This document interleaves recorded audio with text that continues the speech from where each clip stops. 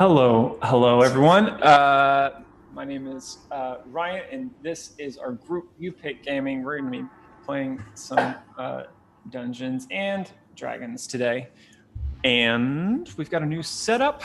Or by new, I mean temporary. And one of our players, Travis, and I are in the same room, and it's a cavernous room. You might tell.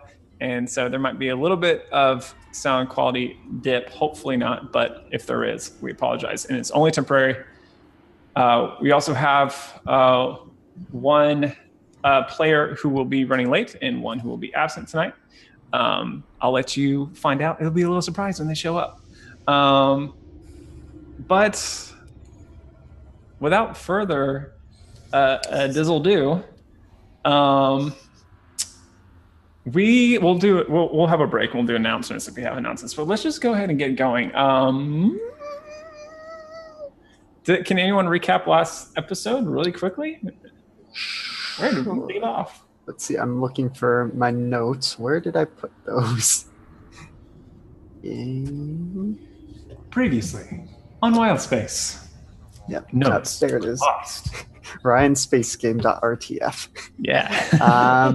So we started leaving the planet, and a bunch of party pooper monks came after us. They shot our ship up real good, but we eventually blasted them all to smithereens. And we arrived at Anchorage, which is this icy Mos Eisley type place, I guess. Something about the Galactic Concord has a presence there. I assume they're like the big space cops or something. I think, yeah. Let's see. We were met by a dragonborn named Hecris, who is a friend of Crystallim's. They went off to go drink. The rest of us assessed the damage to the ship to see how much it would cost to repair it and get it able to fly again. We found out it's going to cost a lot, and we can't get many jobs on this planet, so we're kind of in a bind right now. But as we were walking along, searching for the next thing, there was just a small goblin child that Pace decided to try to kidnap. The child understandably ran into an alley where we found a bunch of bad dudes who were trying to, or I guess they were waiting for us. I'm not entirely clear on that point, but we engaged in combat. Pace is currently bleeding out on the ground, and we'll see what happens. So yeah, it's real bad. Anyone want to add anything to that? It's a pretty good summary. That was a really good summary. All right. Okay. Then let's all put our imagination caps on and get ready to whisk ourselves to the icy, cold Anchorage out in the middle of space to join our party. And let me see where I put that. Fight music. We'll just use this. I don't remember which is the one. No, close the wrong one. All right, everyone. So, just to recap what's going on spatially, most of you are in the alleyway between a couple like two-story buildings above you. Floating between the two is Bolster and his little armature Stamothes. Also, Pace is up on the roof, lying down. And you've got the guy that I can't stop calling Vegeta at this point. He has a different name, but... Nope, it's only Vegeta. Not anymore. There's Vegeta, who is pretty seriously injured, also kind of standing on the edge of the roof. Very, if in D&D terms, I would guess maybe half cover from your vantage on the ground. And then there's also one other individual on the roof and two on the ground with you. who both did not want to be on the ground with you, but they did both fall. Just to kind of briefly describe them all, these individuals are wearing some sort of power armor with a swirling green gem set in the center. It seems like as the non-Vegeta ones who have done nothing this fight, they carry these these large batons that seem to be crackling with a sort of electric energy. And Vegeta, it has this big old sword, and it's real nasty. So that's kind of where everyone is right now. Okay, so Pace isn't here right now, so this is her turn right now, and this is what happens. Pace takes a deep breath. And at the edges of her vision, there's like this white light kind of glowing just at the edge. And as she exhales, she begins to feel as if she's falling and sinking. And the kind of cold, bitter cold of the Anchorage kind of gives way to a sort of warm numbness. Slowly at first, but it eventually quickly overtakes her, and she sinks into a benumbed oblivion. And Bolster, I think you can tell. The rest of you probably aren't quite sure from your vantage. So, with that, Pace does not have a turn, so we're going to go to Bolster. Oh, you guys. Wait, so mechanically, she's gone. She's mechanically, narratively, virtually, emotionally. That's why Lindsay's not here. She couldn't handle it. It's not that she's running late. Ryan actually killed her. We are P for real. Okay. No, I'm not going to comment yet. Yeah. Guys, okay, so Pace was Bolster's best friend in this entire crew. She saved his life, basically. He built her a mechanical arm. It was really special. So at this very moment, Bolster has some blood in his eyes. I think he is going to tell his mech to fire it's technically just a crossbow at this point that he's like attached to it. So his mech is like a flying mech that he sits on top of. So I think he's going to like fly up a little ways in the air, and then he's going to it's going to make a crossbow attack at Vegeta. That hit. It's 14 to hit. It strikes him, but bounces off his armor harmlessly. That's fine because Bolster also has a crossbow, and he's going to fire that one too. Which is a hit. Let's say our rolls. Sorry, the first one was 14, and the second was 21. Okay. How much damage is that, son? That is 12 piercing damage. It sure is. Okay. Ouch.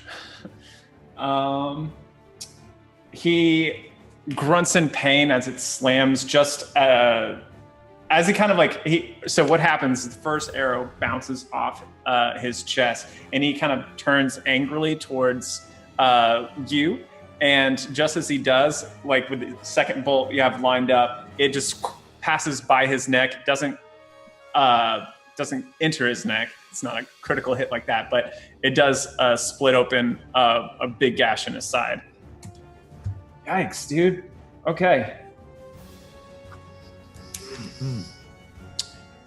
Can you do anything else, or would you like to? That's what I got. Alrighty. That will bring us to Rosh. Okay, so I see she's down, but I don't know what her status is right now, or can I see she's down? I will let you do a. Let's see. What would you say? Would that be perception or insight? I mean, can I see her at all? Because I can see either one working. Yeah, if I can see her, a little bit insight. If I can't see her, then I guess it'd be perception. I think, what I have an image in my head, I don't know that you know she's dead, but yeah. I see like one of her arm just hanging limply off like a gutter. Okay. That's right to me. And that's what I figured. I can't climb up this, can I? At half speed, I mean, it's 20 feet. You could probably get up almost the whole way. And then at least get a really good vantage point on so you're gonna have to pick the right or left side. You don't know how many are up there. But you do know where Vegeta is. So you could go up the opposite wall and get a good beat on him. The only other idea I had, because I did put myself a little reminder at the end of last week that my spiritual weapon is active. Oh yeah, that's true. Oh yeah. So you could actually get that all the way up there too, because it's a spear.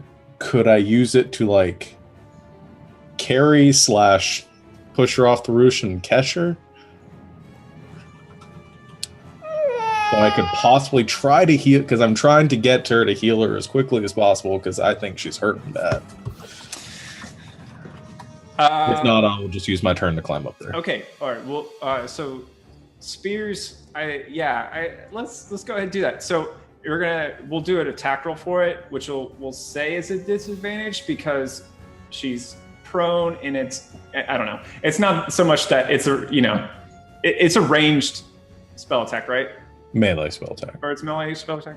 So I don't have like a mechanic reason to back it up, but it feels like it should be at disadvantage. That's fine. But not at her current AC. I think it would just be, let's set this at hit a 13, a disadvantage. All right. And we'll say like the spear's just using a blunt end to smack her off. Okay. I'm trying to remember how to roll anything on this sheet. Here we go. Did that actually? Nope, that was an 8. I'm trying to think if I want to be like gross and you just think some smack on. But no, I think. Did you climb up?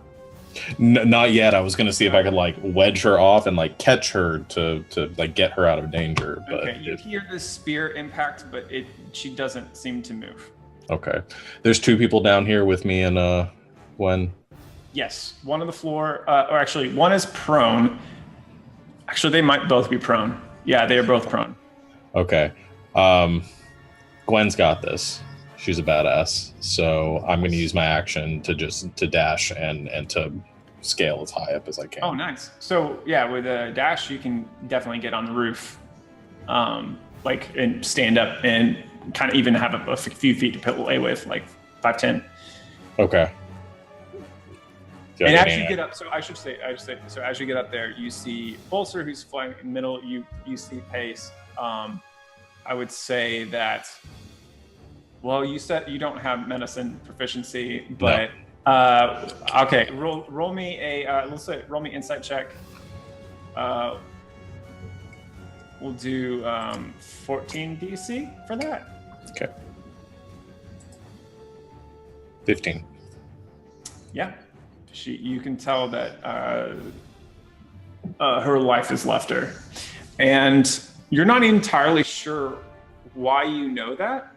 You've actually always been kind of good at telling those things, and you've never really thought to question that in the past, but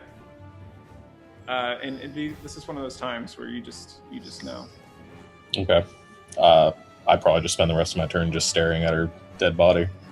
Okay. All right, which will bring us to the little boys on the ground. Okay, so we'll start with the 2 that are on the ground. Both of them are going to leap to their feet, and then the lights. So there are these the lights I described earlier that were flickering right before they arrived. Kind of connected to these. I mean, they look like Christmas lights almost, like they're just long strands of wire with like lots of bulbs, like dangling from them in different sizes and colors.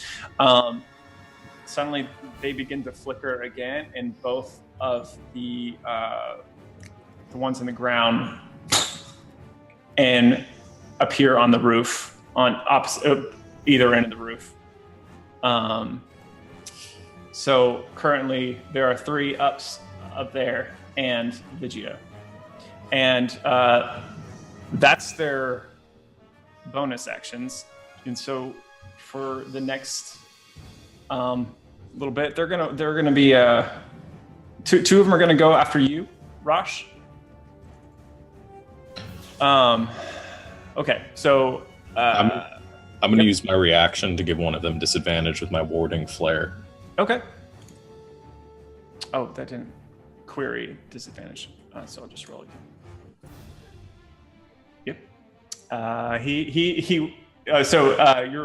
does a warding flare look? Like, just kind of blast fire in their eyes as they... Yeah, I think it's like just this flash, like I look in their direction and then there's just this like flash of light that emanates Awesome.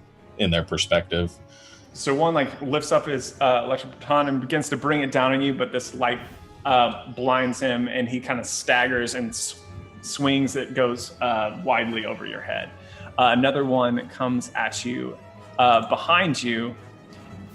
Oh, and rolls a critical hit, unfortunately.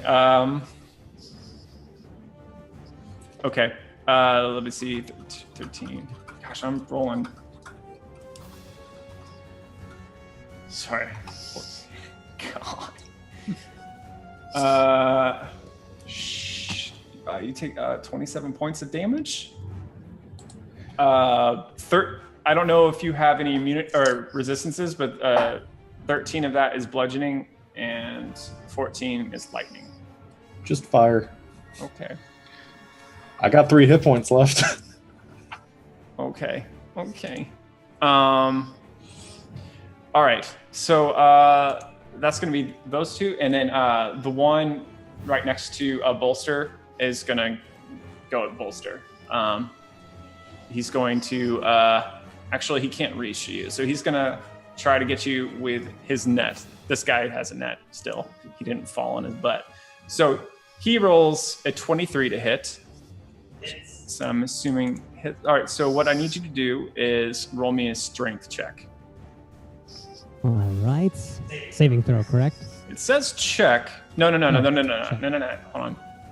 That's for getting out. Shoot. I think you're just you don't roll anything. You are restrained. Okay.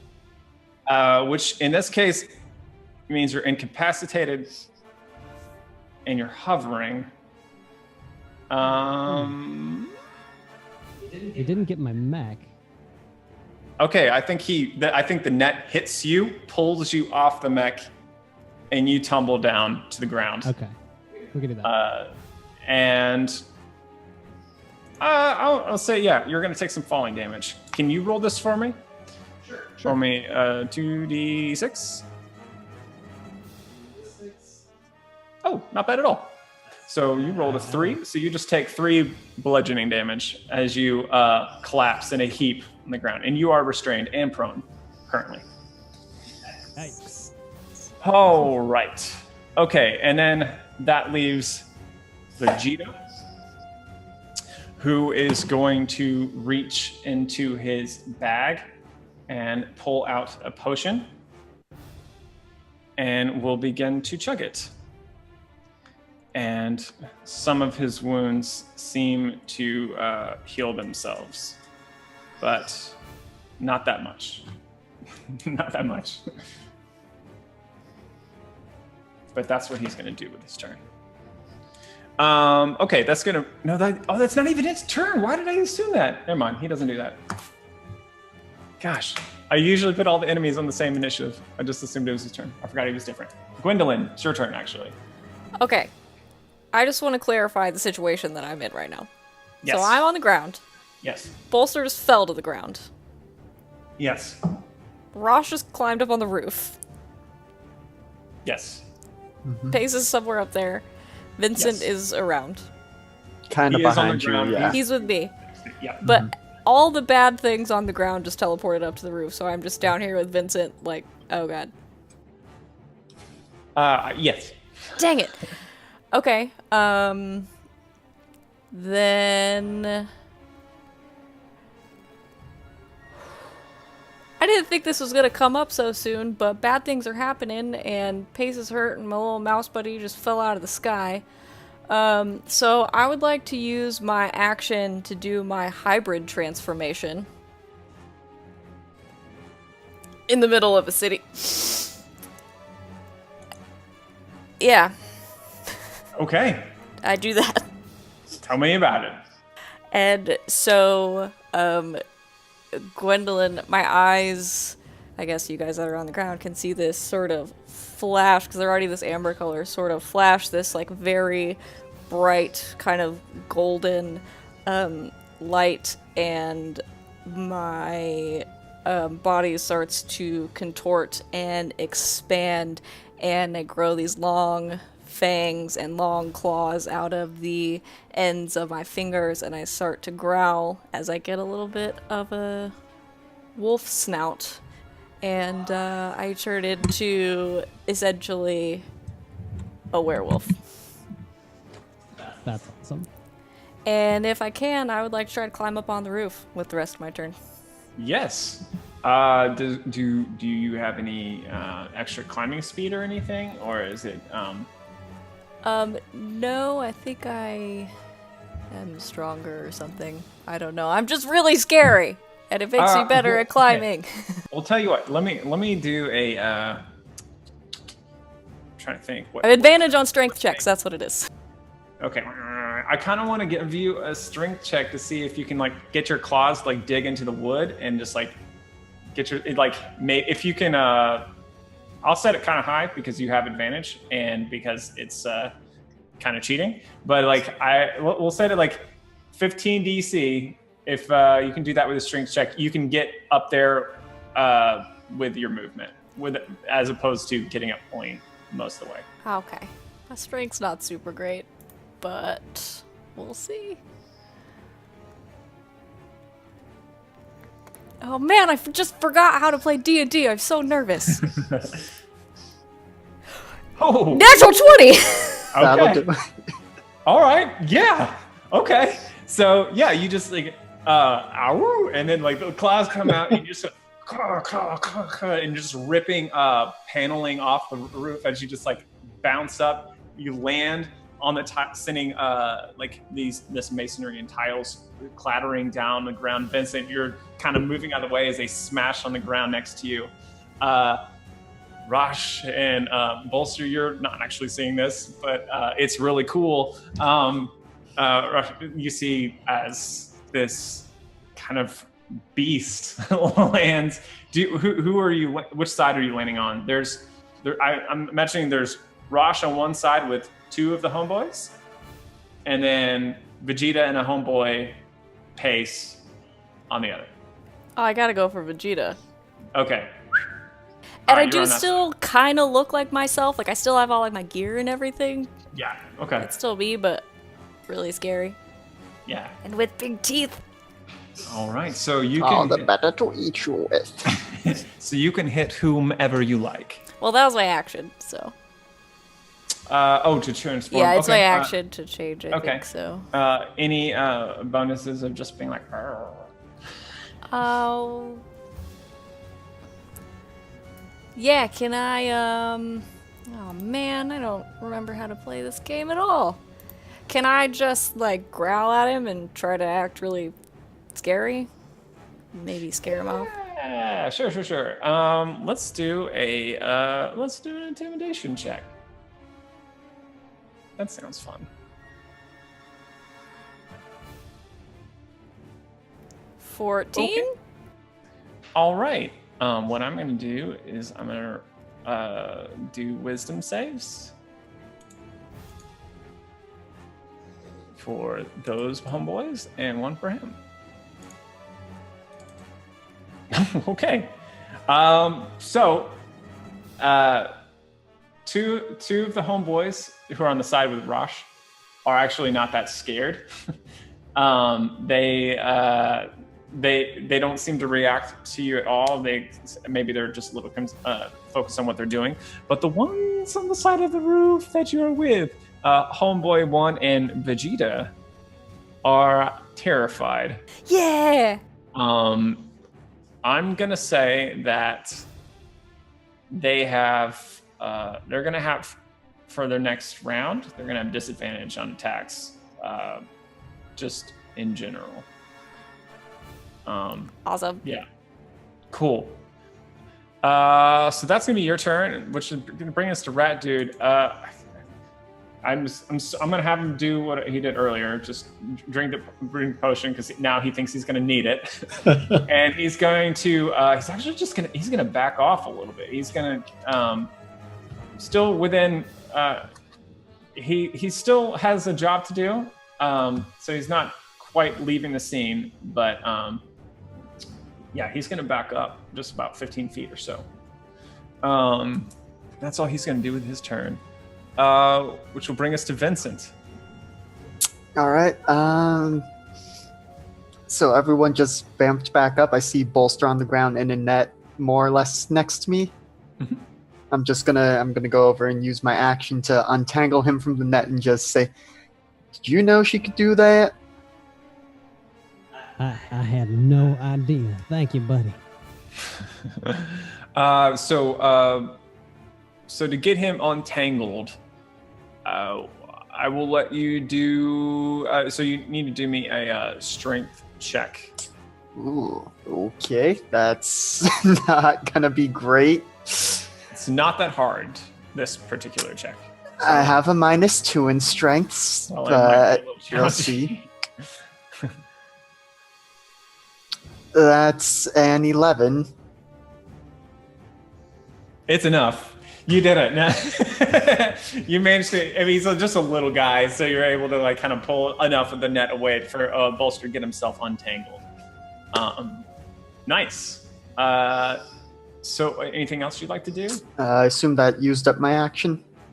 Yeah. Yeah. I'm just gonna see with any remaining movement if I can get a vantage point on any of the guys up there for spells.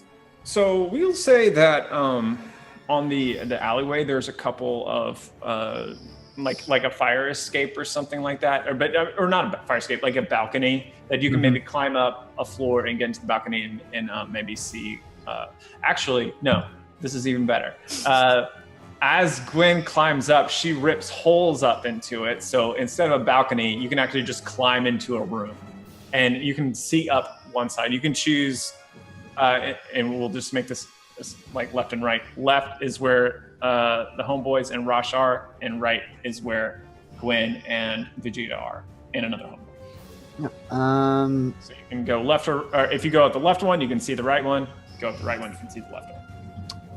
I will go up the left one so I can see the right one. Okay. Climb. And we'll just say that's the one that Gwen went up because I didn't track that. Okay. All right, cool. So, perfect, which is going to bring us not to pace. I'm going to go ahead and remove her from that. So at this point,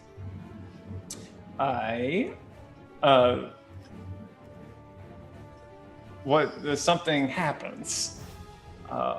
All of the lights that are hanging over in strands suddenly go dead. And other than the night sky and the twin dwarf stars, at least, actually, perception checks, everybody.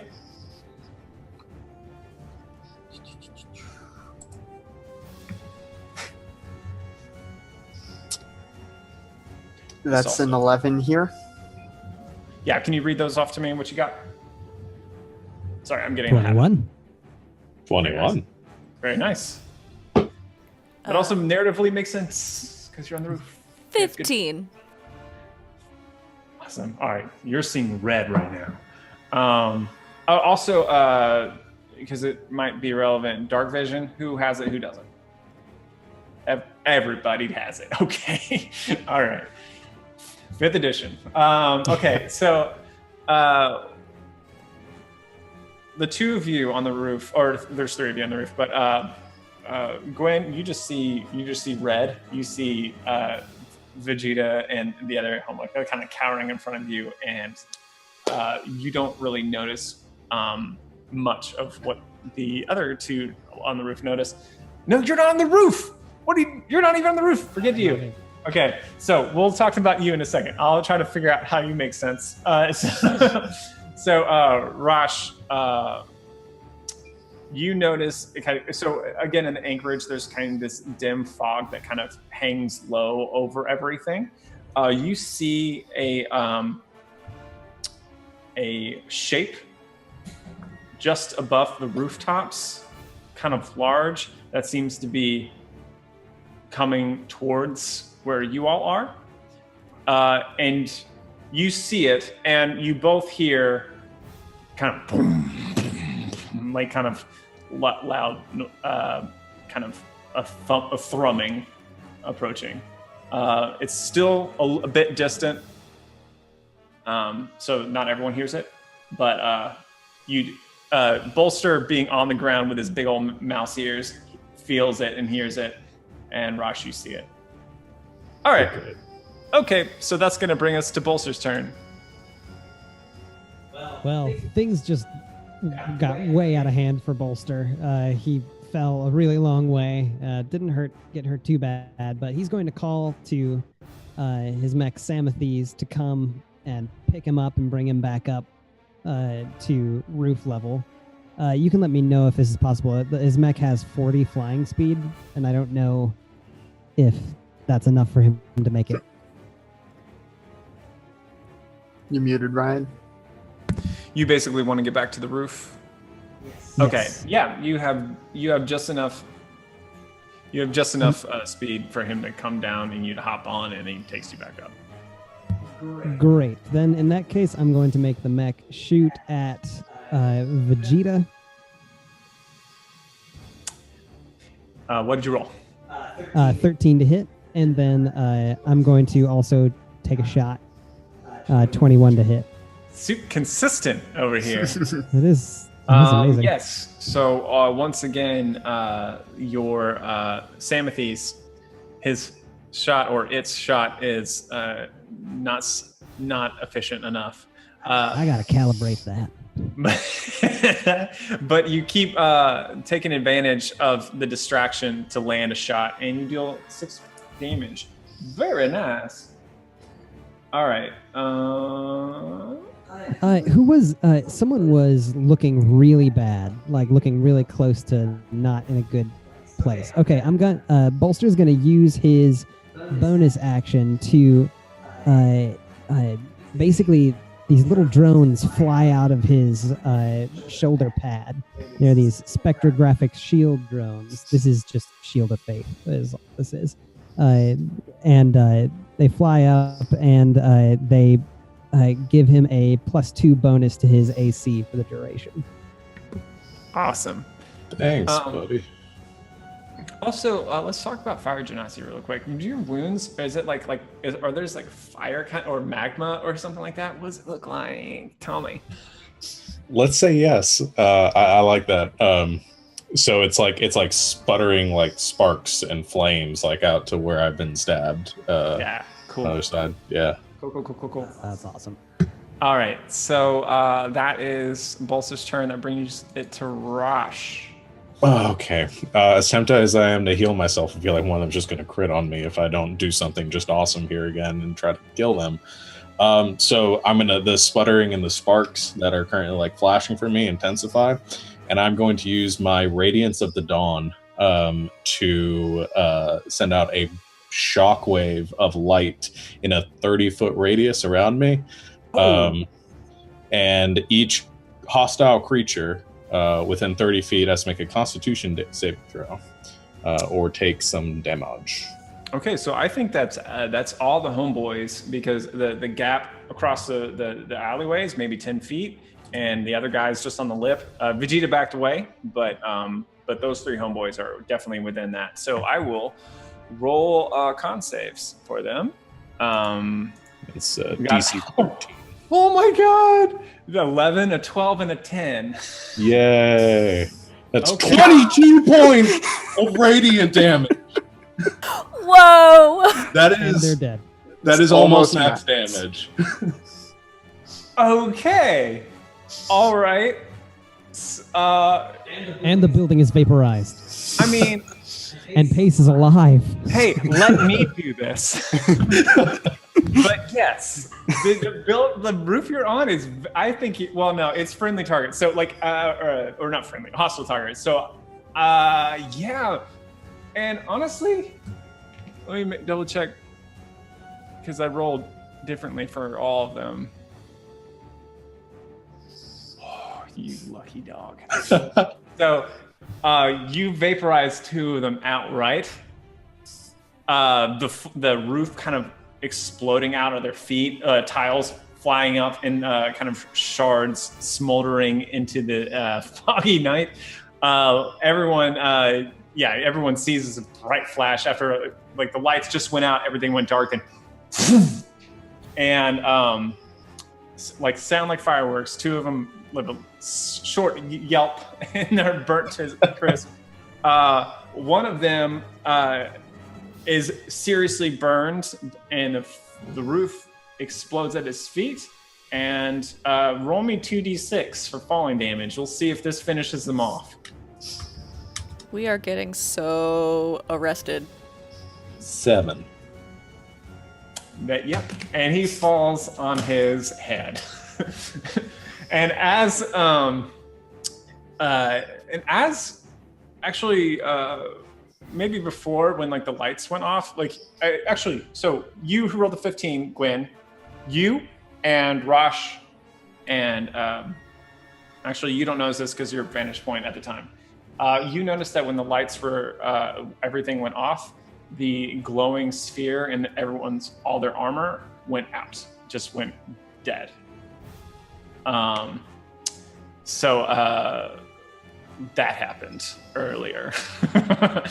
But it doesn't, so that is going to actually doesn't affect their turn because they're all dead. So it means Is anyone still alive? Because I do still have my bonus action and my spiritual weapon. Vegeta is still alive. Oh, you could get it over there. Yes. Can I try stabbing at him once Yes, with you it? can. Oh man, what a monster spell.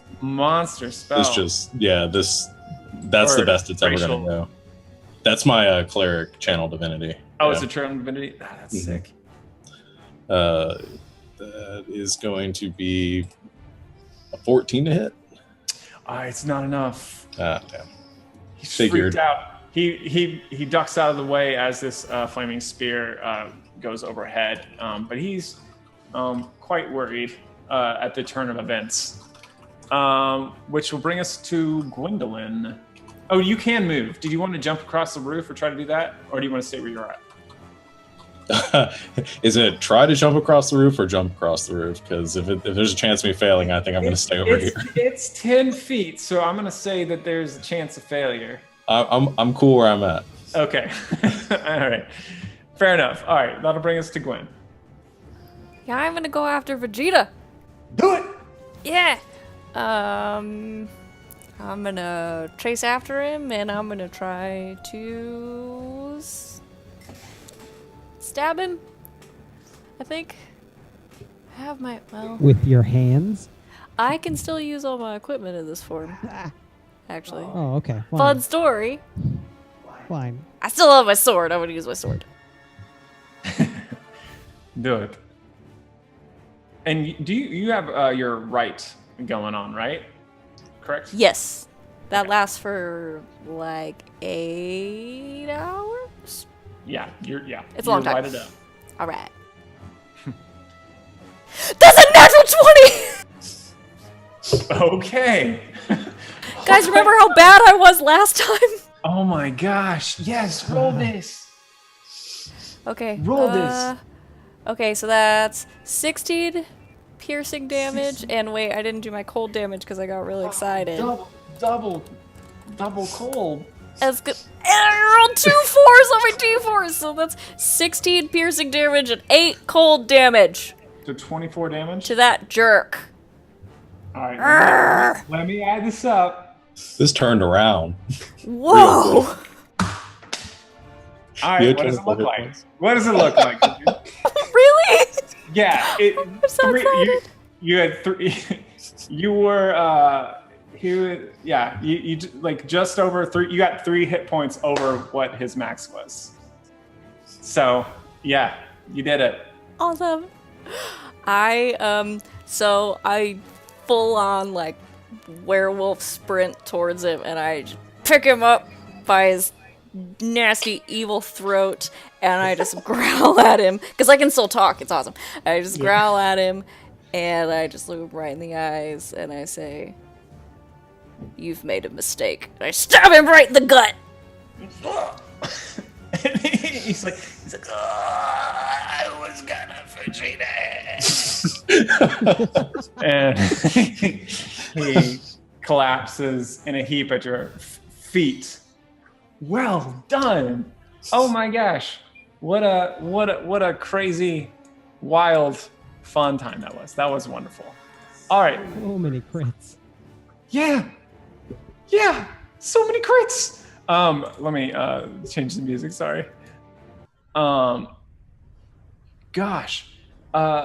Just even before this game started, like I was just like kind of making sure that my stuff was right, with the sheets are right. And I rolled like 3 nat 20s in a row, and I'm like, oh, and like I thought my mojo was gone, but then I rolled another. Anyway, that's not important right now. What's important is let's get this back to the story. As everyone crumples to their feet, what do you all want to do immediately right this moment? Bolster's going for pace. All right. I'm gonna continue climbing up the he roof. like jumps off his. Yeah. Oh, yeah. You're right. Like you probably like make it up to the roof right as Vegeta is getting his neck snapped, and Probably. Yeah, and so yeah, like Bolster probably goes to pace and kind of jumps off his mech and is like, "Come on, wake up! Come on! Oh, you better! Come on! You can't be gone. That's this. No. I guess since we had that sort of revelation, if Rosh already knows, then they're just gonna stand on the other side and just kind of calmly speak as the light fades and say, "She's gone." Oh, someone's gonna pay for this. Guys, there's something I gotta tell you. Pace and I were a part of a bit of a secret organization that. And as you're saying this, a massive frost giant shows up right next to you all.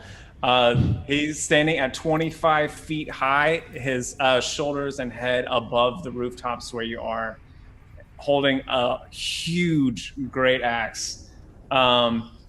He barrels towards the scene, kind of skidding to a stop. He views over everything, and he is a terrifying sight. Who has seen a frost giant before in this party? Anybody? Not this mouse. Nope. Anybody? He's got really dark blue skin. His eyes are actually a off-putting deep red.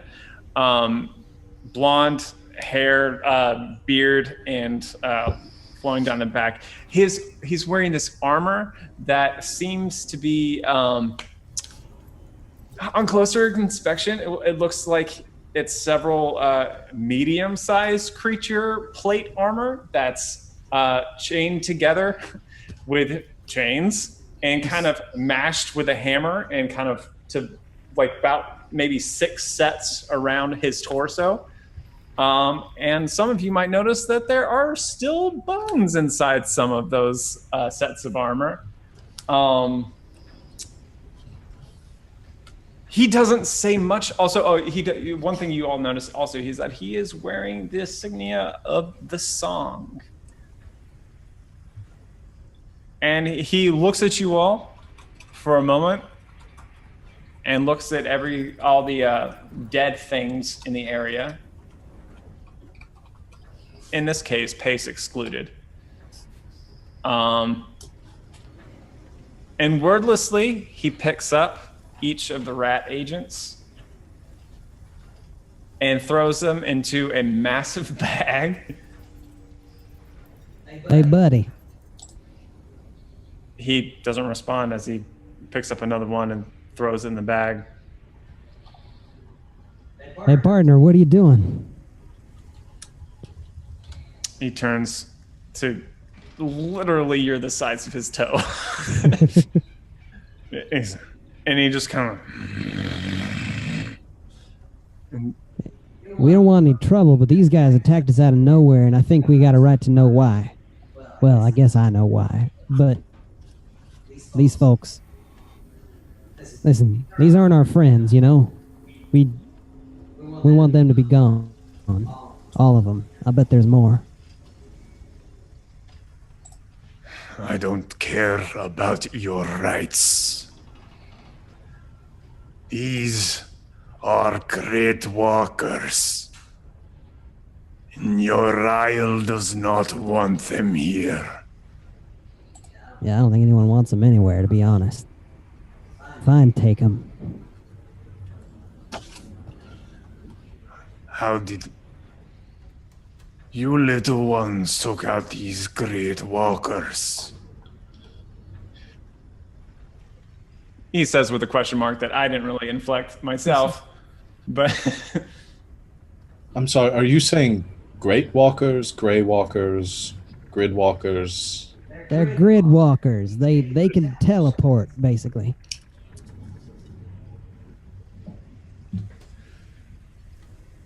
This Magitech is banned here. Oh. If you find more, bring them to your isle. Where can we find you, Uriah? She lies at the Ice Palace.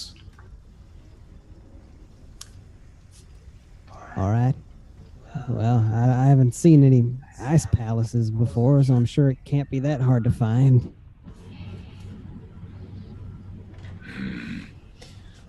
He doesn't care. He really doesn't care. And what's your name, sir? My name is Grumhorn. It's a pleasure to meet you, Sir Grumhorn.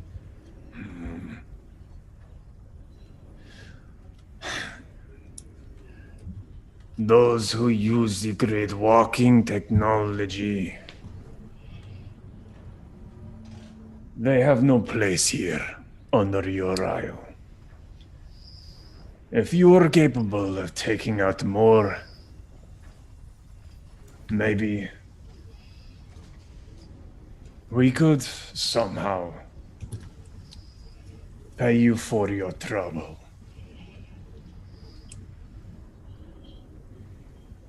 Sign me up, buddy.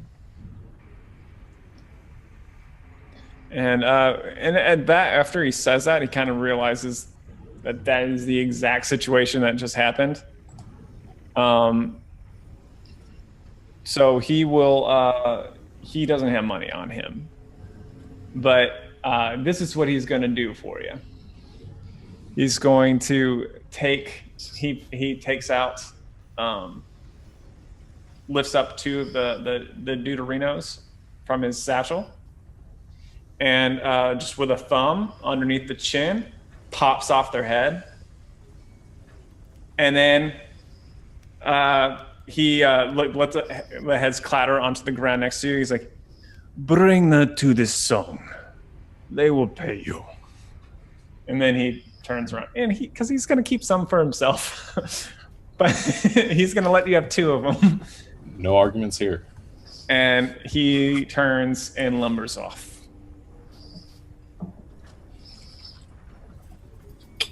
Are you still a woofie? It lasts for 10 minutes until I turn back, but I haven't turned back yet. So Okay. yeah. Yeah, it doesn't strike him as anything that he needed to comment on. But yeah. When? Yes. Is that? You look different. Yes. I'm still Does your staying voice on sound my like roof. that? Does your voice sound like that in that form? I love that. Yeah, I could still. I'm only like half a werewolf. It's like a weird, like in between kind of. I'm in werewolf limbo. But yeah, I still sound like me. Love it. I'm on board. That's amazing.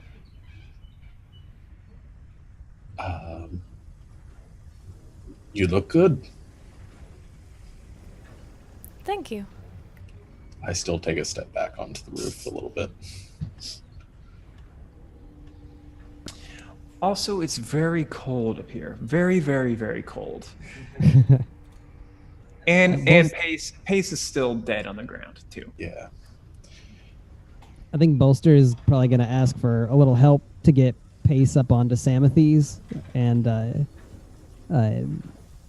kind of he'll walk in front of Samathes, I guess, with Pace on top of it. I'll lift her up on there. Yeah, you carefully and respectfully drape her over the place where Bolster normally sits and kind of set her down as ceremonially as you can in the instance. It's still, but it still feels wrong to all of you, just a little bit. But you're not. There's not really anything else you can do. Let's get her back to the ship, and I'll figure out a fitting burial, and I guess we'll go from there. Maybe Crystal's had better luck than we have. I'm kind of worried about him, honestly. He seems like the sort who can take care of himself. But we'll need to find him and let him know. He seemed as fond of Paces, seemed to be of anyone. Yeah. Okay, so at this point, what do you all think that you want to do? Do you want to head back to the ship, or do you want to? Okay. All right. So we'll go ahead and do that. We're put you forward about, let's say, an hour in time.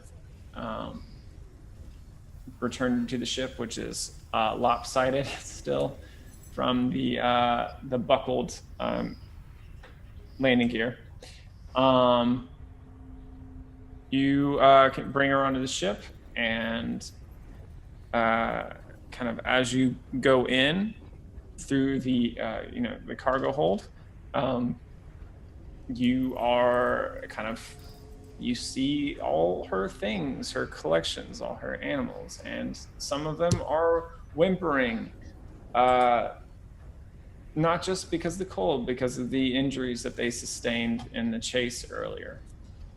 Where do you want to put her? Do you want to put her in her old room or someplace else? Or Yeah, we'll put her in her room for now, and until we can figure out decent burial. I'm guessing there's, like, we're in space. We've probably got technology to like I don't know, embalm her or something. But I don't know how that works at all. But we should probably, like, I'm guessing it's gonna be like a burial at sea kind of a thing, where like we would like jettison her out into space or something. But I don't know. Maybe Rosh would probably have an idea of this. well, let me just real quickly get meta here a little bit. So Lindsay's character is dead. She wouldn't mind playing that character again.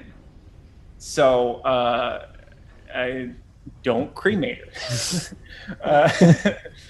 You can do whatever you want. I mean, obviously you can do that if you really, really want to and have a really good reason for it. But it's honestly better for everyone if the bit is more of how can we get her back. Now it's not like just again staying meta. This is if you can figure out how to get her back, you can get her back. I'm not going to necessarily make it like easy or anything because this is a higher level achievement. But there are options out there. So I think it bears, because she's not here to say that for herself, I feel like I need to say that right now. Good call. I have a sort of a question regarding bringing her back. How common is it, or especially like amongst my religion, for certain people to provide for like a fee, obviously, like resurrection services, or is that something that's not really like a? I would say it's a thing, but it's a thing for the incredibly wealthy. Like just the cost of gold and time, and these are like for most. Now that it's been longer than a minute, the options available to you all require like a 9th level caster, so that's going to cost you for their time. So generally speaking, I'm sure you can work out some sort of thing with different people, like maybe to do them something instead of paying them. You never know. But yeah, you would know that there's going to be a steep cost, whether it's gold or something else. But would there be anybody like? Go ahead. No. Sorry. Refine your question, and I'll answer. I was going to say, would there be anybody like? Would I know if there's anybody within the edict, maybe back at like my temple that might be capable, if we're able to return there, like if there'd be anybody that might be capable of doing that, if we were to be able to do something for them? I would say you tell me. I would imagine yes. I would think so. I would say yes. So that's certainly an option if you can get a warp capable ship or fixture ship up. Then that's what I'm guess turn to the group as we're finding some place to put her and say, if we want her back, we need to get the ship flying again. We can bring her back. Okay. We should put her in stasis or something. Because that's what they do on Star Trek, right? Stasis? Everyone? We're cool with this? Okay. We can find a place to put her. At the very least, this planet's cold. It might be best to keep her outside until we have a more permanent alternative. In the snow, at least. It might be more respectful if we bring Snow inside rather than just leaving her out there, but something along those lines.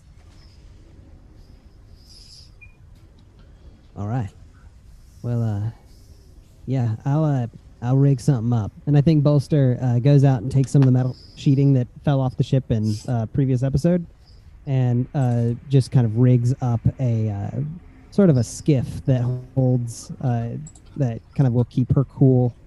Probably pack Snow in and make sure that she's in a decent place. Cool. I also have my priests pack a couple of candles and some incense, and I just put that near the body and light some of that nearby. Beautiful. And I guess as they're all going about doing that, just from, I guess, like off to the side a little, watching these preparations just under his breath, without expecting much of anything, Vincent just says, "Don't suppose you can do anything about this, can you, Sandy?" Not really expecting anything to come of it, but at least making an effort to do something. Yeah. Hold on. So where are you when you say this?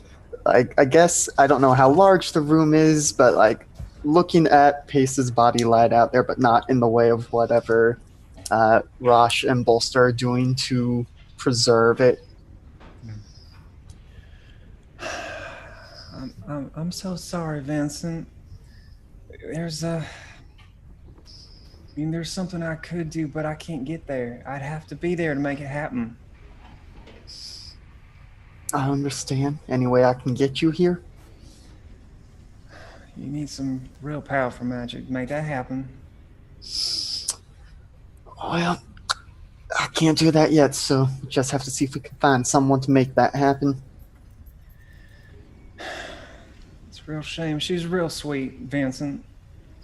She's real sweet. She was, yep. I see some things here that I don't think you see over there. And there's a fire to her. And I think that she'll be around a little longer if you can make something happen. I'll see what we can do. I'll do whatever I can to help. I'll let you know. I believe in you, Vincent. Thank you, Sandy. That means a lot to me. All right. And the kind of this warm feeling that you had as you kind of entered into this side conversation almost, it kind of goes away and it's cold once more. All right. Then, yeah, we'll probably go and find whoever's keeping hold of the heads that we got from the rats and start polishing them up so that they look presentable, and we go turn them in for a bounty, because Vincent has a feeling we're going to need as much cash as we can very shortly. Yeah, I'm ready. About to cloud up and rain all over them. All right, and as you all are, blah, blah, blah. Sorry, Rush. I was just gonna say, can we just take like a short rest here for just a moment? So because I know it doesn't look like I'm bleeding, but I'm bleeding very badly. Yes, taking some right. kind of rest is probably appropriate. So let's do this. As you're all taking a short rest, I think Hecris and Christallum come back to the ship as Christallum starts to grow a little concerned about you all. And we'll just fast track or you have the moment where you all kind of explain what happened. And then Hecris pauses for a moment and says he thinks he has some ideas. But before we go into that, my dog is crying, so I'm going to take him out to go to the restroom and whatever else he might need for a little bit. Let's take a short break and get back. Let's try to. I have to go down so many stairs here to take him. So we'll say 10 minutes again. We'll say 8:17. All back for sure. Cool, or 8, Yep. Whatever 17 is your time. Okay.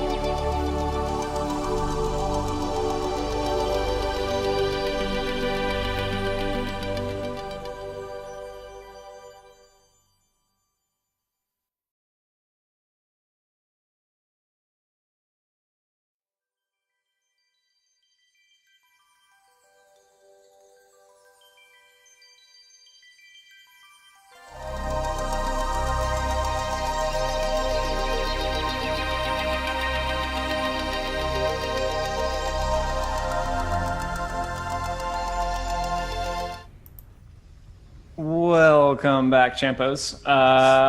We are returned, and so has Linda. So Hey, that's not my name. that's not our name. We are deep in roleplay. So where we left off, does anyone want to catch up, Linda? Okay. Your video went. Oh no, it's back. Never mind. Sorry. Nope. So no one does. Okay. That's fine. I'll live in darkness. It's fine. Okay. Or die in darkness. Either way. Basically, Vegeta killed you, and then we killed everyone else, including Vegeta. Then this big frost giant guy showed up, and he picked up all of their corpses,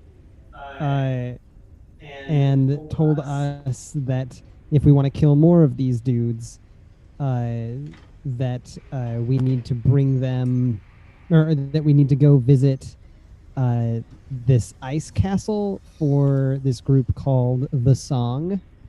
And once we're ready, we can just go there and start killing grid agents, which is basically all that Bolster wants to do from here to eternity now.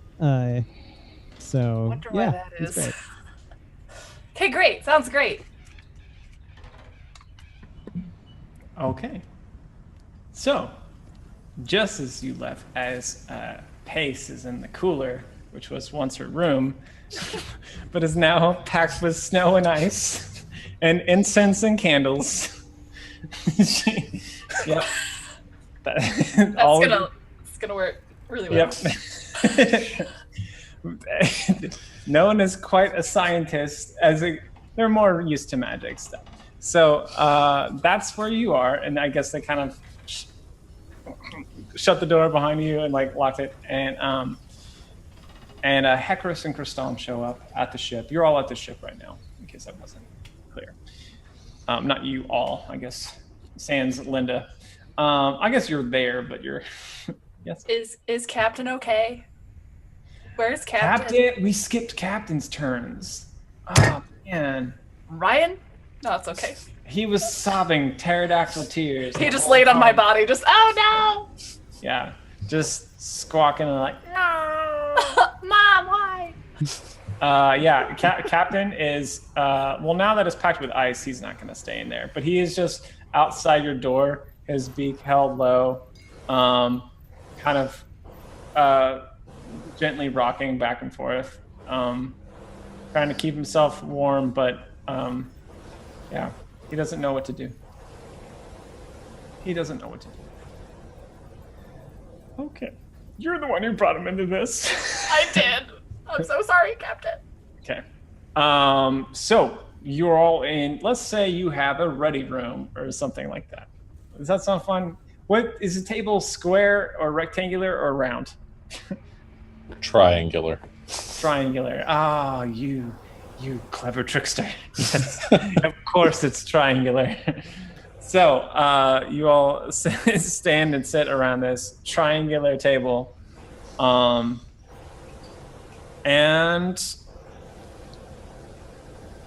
as you kind of all share with so actually let's play this because I'm not actually sure what your main focus is right now. What is your main focus? Because I know that you want to kill rat agents, and you also want to resurrect Pace. So how do you want to go about doing that? Either one of those. Kill rat dudes for money to repair the ship so that we can make mo money and kill mo rat dudes. And then hopefully we can resurrect Pace with mo money. Is this all right? Or Is that a slight alteration to the order, kill rat dudes for money to repair the ship. It sounds like we can fly to the Edict and maybe get someone there to res us, not quite pro bono, but front us a resurrection for work Pro to Brono. Pro Prono is what you're doing. But yes. Yes. But yes, that's we fantastic. certainly need to get the get the ship space worthy again, so that we can go find someone who can res Pace. Unless you think we can find someone here on the planet, maybe this Uriel will be able to lend us a resurrector in it, rather than paying us cash. We all can Yep. talk about what options you want to explore first, and then I'll figure out how to play that. And though my one suggestion here would be that the longer we take, the more difficult it gets to bring her back. So, something to consider. I don't know how long it would take us to travel to the nearest Temple of the Edict from here, but we Oh could. gosh! All right, let's go to the star map. Where's the? Did you have Temple of Edicts? The only one that I marked on the map was, dear God, I forgot the names of my own things.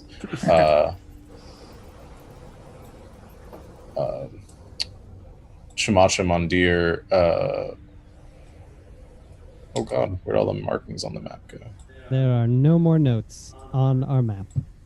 The map is now empty space. I might have. How wild! Like our hearts. Empty. Okay. I put the notes, assign them to the things that you clicked on. So, what am I looking for? One says ruling council planet Orin. That's not it. That's not it.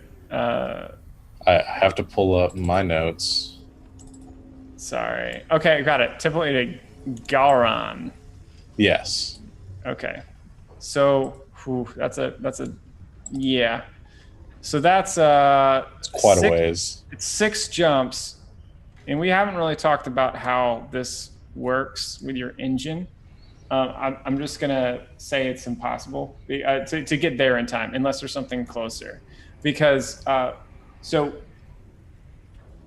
your engine. Just because this isn't relevant to this conversation, I didn't want to get this dry right now. But your engine has like 5. Just imagine like five days of FTL travel, which most of that can be used like within a system or within a sector to go from system to system. But to travel from sector to sector to do those arc stream jumps, that burns 3 days of your engine. So you could only. He's crying. He's so sad. I know.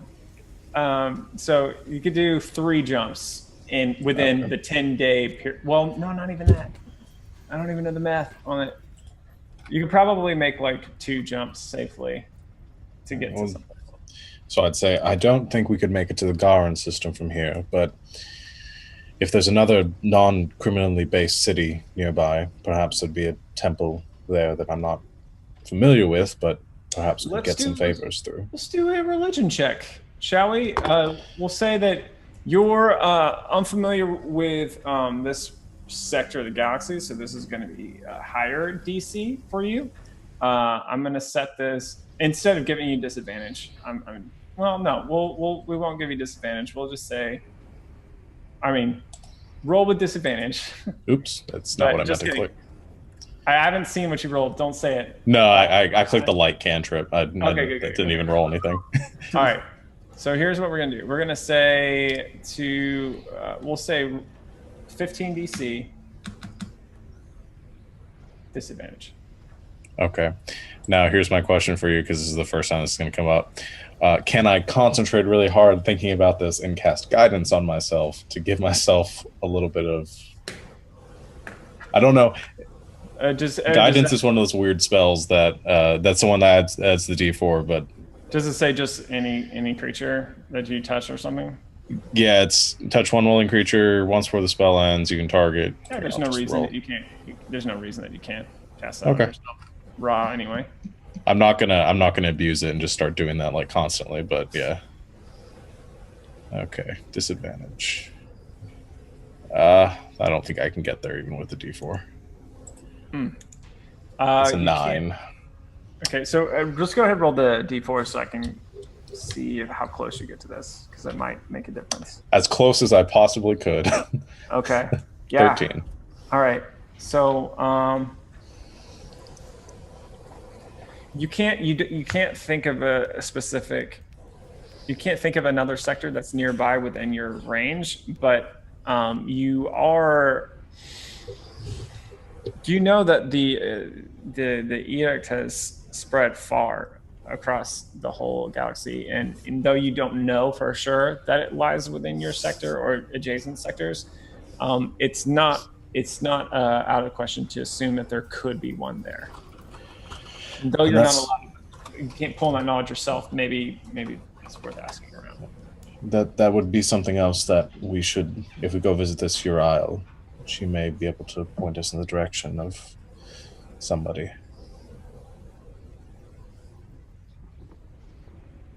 Guys, I can't think with Lindsay's dead eyes just staring at us from the video feed. Trying to be super serious about your death here. Okay. I say we jettison her out the airlock and forget she ever existed. So as you're saying, like, talking about maybe Uriel knows something, Hecris kind of chimes in and says,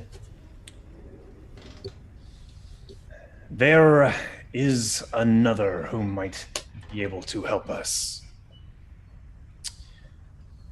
Though I don't know how to communicate with them directly. But there is one known as the Domino here. They seem to know everything. They gather all the whispers. They see through all the shadows here.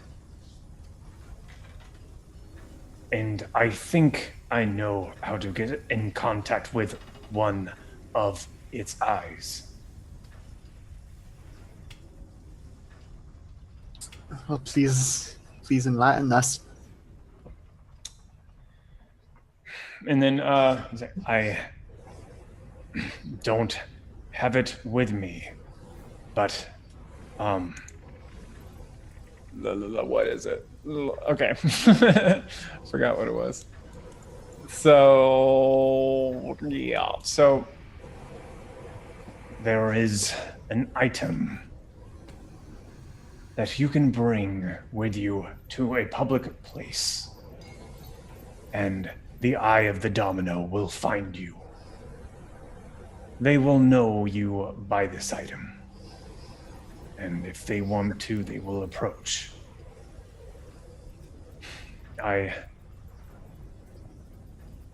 There are Eyes of the Domino everywhere, but I think I know one place where you're bound to find at least one. And what about this Adam? Actually, I'm gonna nix it. He has it on him. It's so stupid to have you go to his house to get it. So he pulls off his necklace, and there is just a very simple wrought item. It has like three almost oval shapes that are very loosely like eyes, just in a kind of pyramid of eyes. And one of you should wear this.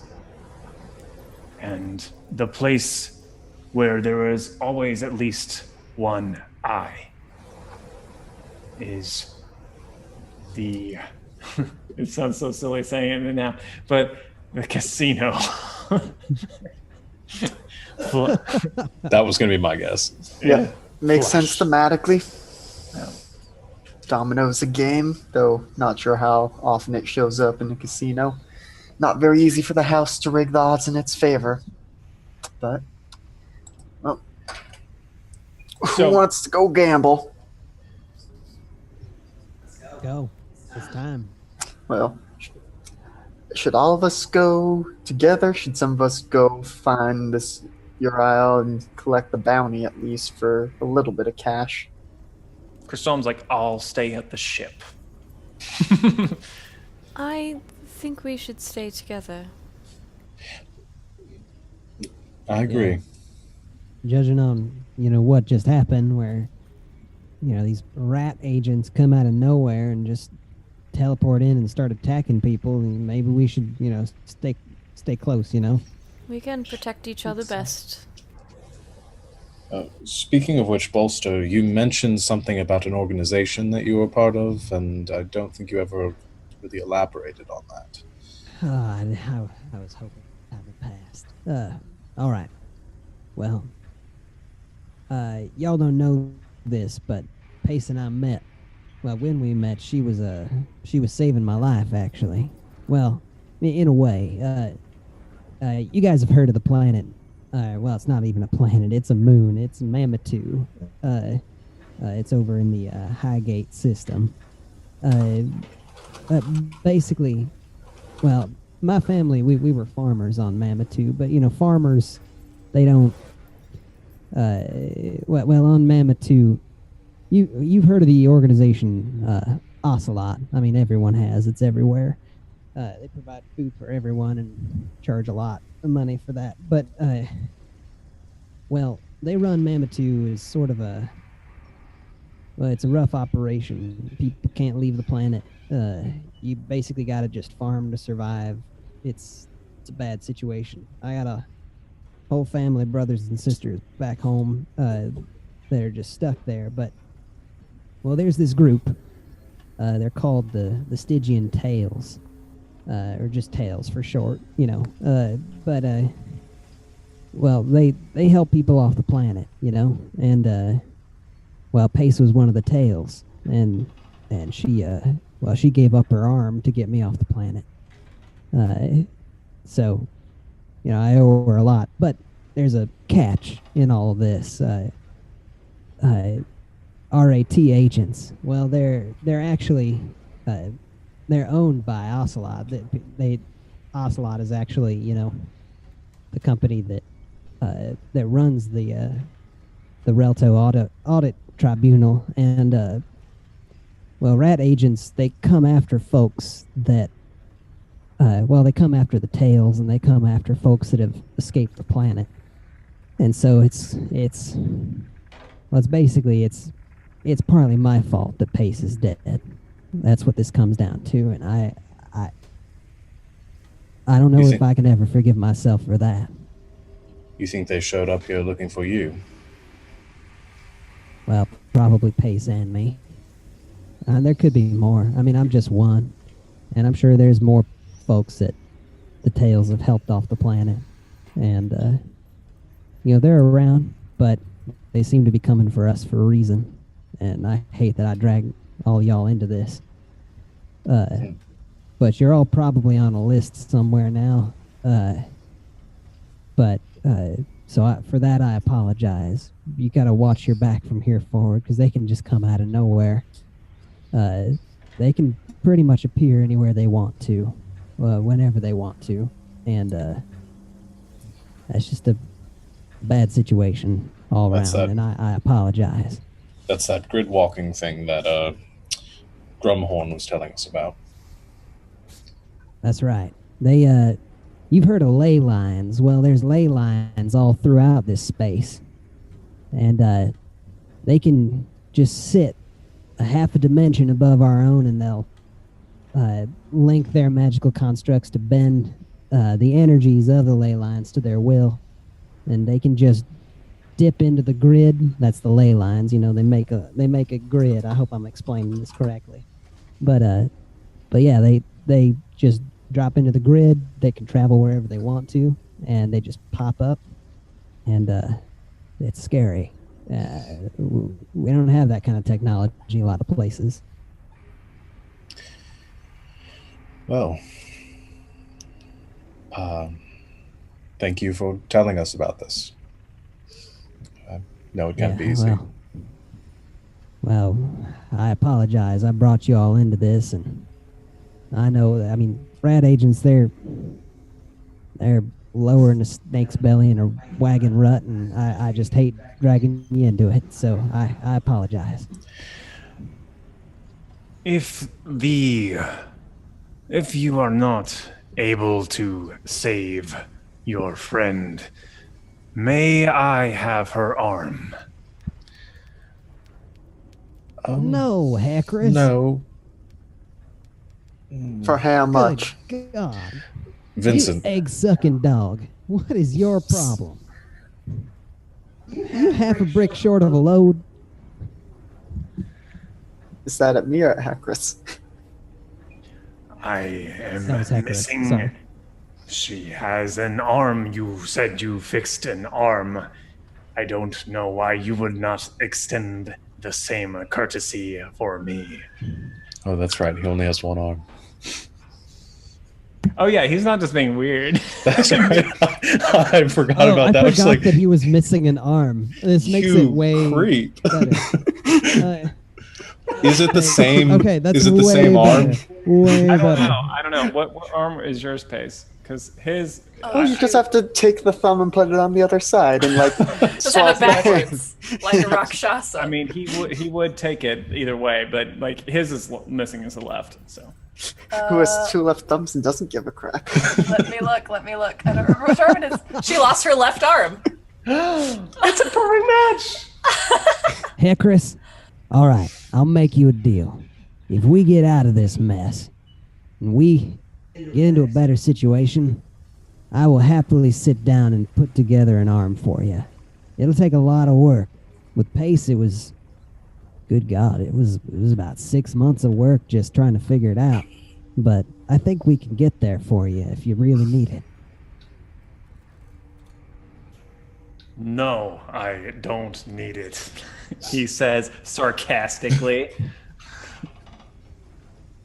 All right, This is But- all. we'll work something out. This Then is he's- all fine and good, but I think maybe first order of business should be finding out how much they'll pay us for these heads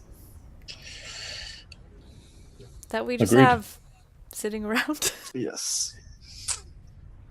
Yeah, that's really gross. I think we got to get rid of those. I mean, Hackris, I've prestidigitated them a bit, so they're not as gross, but yes, they are still severed heads.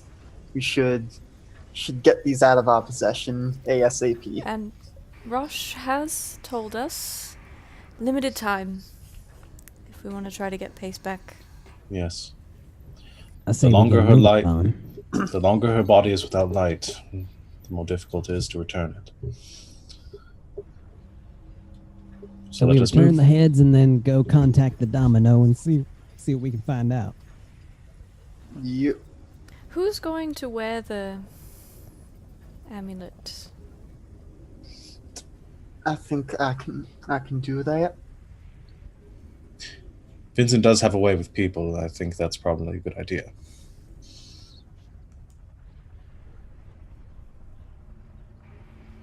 All right. So, Is it all right for Vincent to go alone? Are we okay Well- with this? well, No, I'll we be should- in the casino. You will just be keeping an eye on me. I mean, I have plans for what to do if stuff gets crazy, but I'm not a fighter. You all know this. We might want some muscle to go with Vincent, just so he's not alone. I'll stay close. Thank you. All right. Well, I think we've got it figured out. Let's go our ways. Well, we're all going to the Ice Palace first to get the bounty, then to the casino. Oh, my bad. In that case, we could we just had go this whole to both. conversation about sticking together When- so we can protect each other. We're not splitting the party again. Yeah, probably a good call. All right, so we're off to the. Whoa, so I gotta ask, Hecris. So do you know where this? Have you ever heard of an ice palace being around here? Yes, it is the center of power here. And I guess I should have known that then. My bad. You don't get a name like that without being this, either the center of power or just a nice chicken sandwich shop.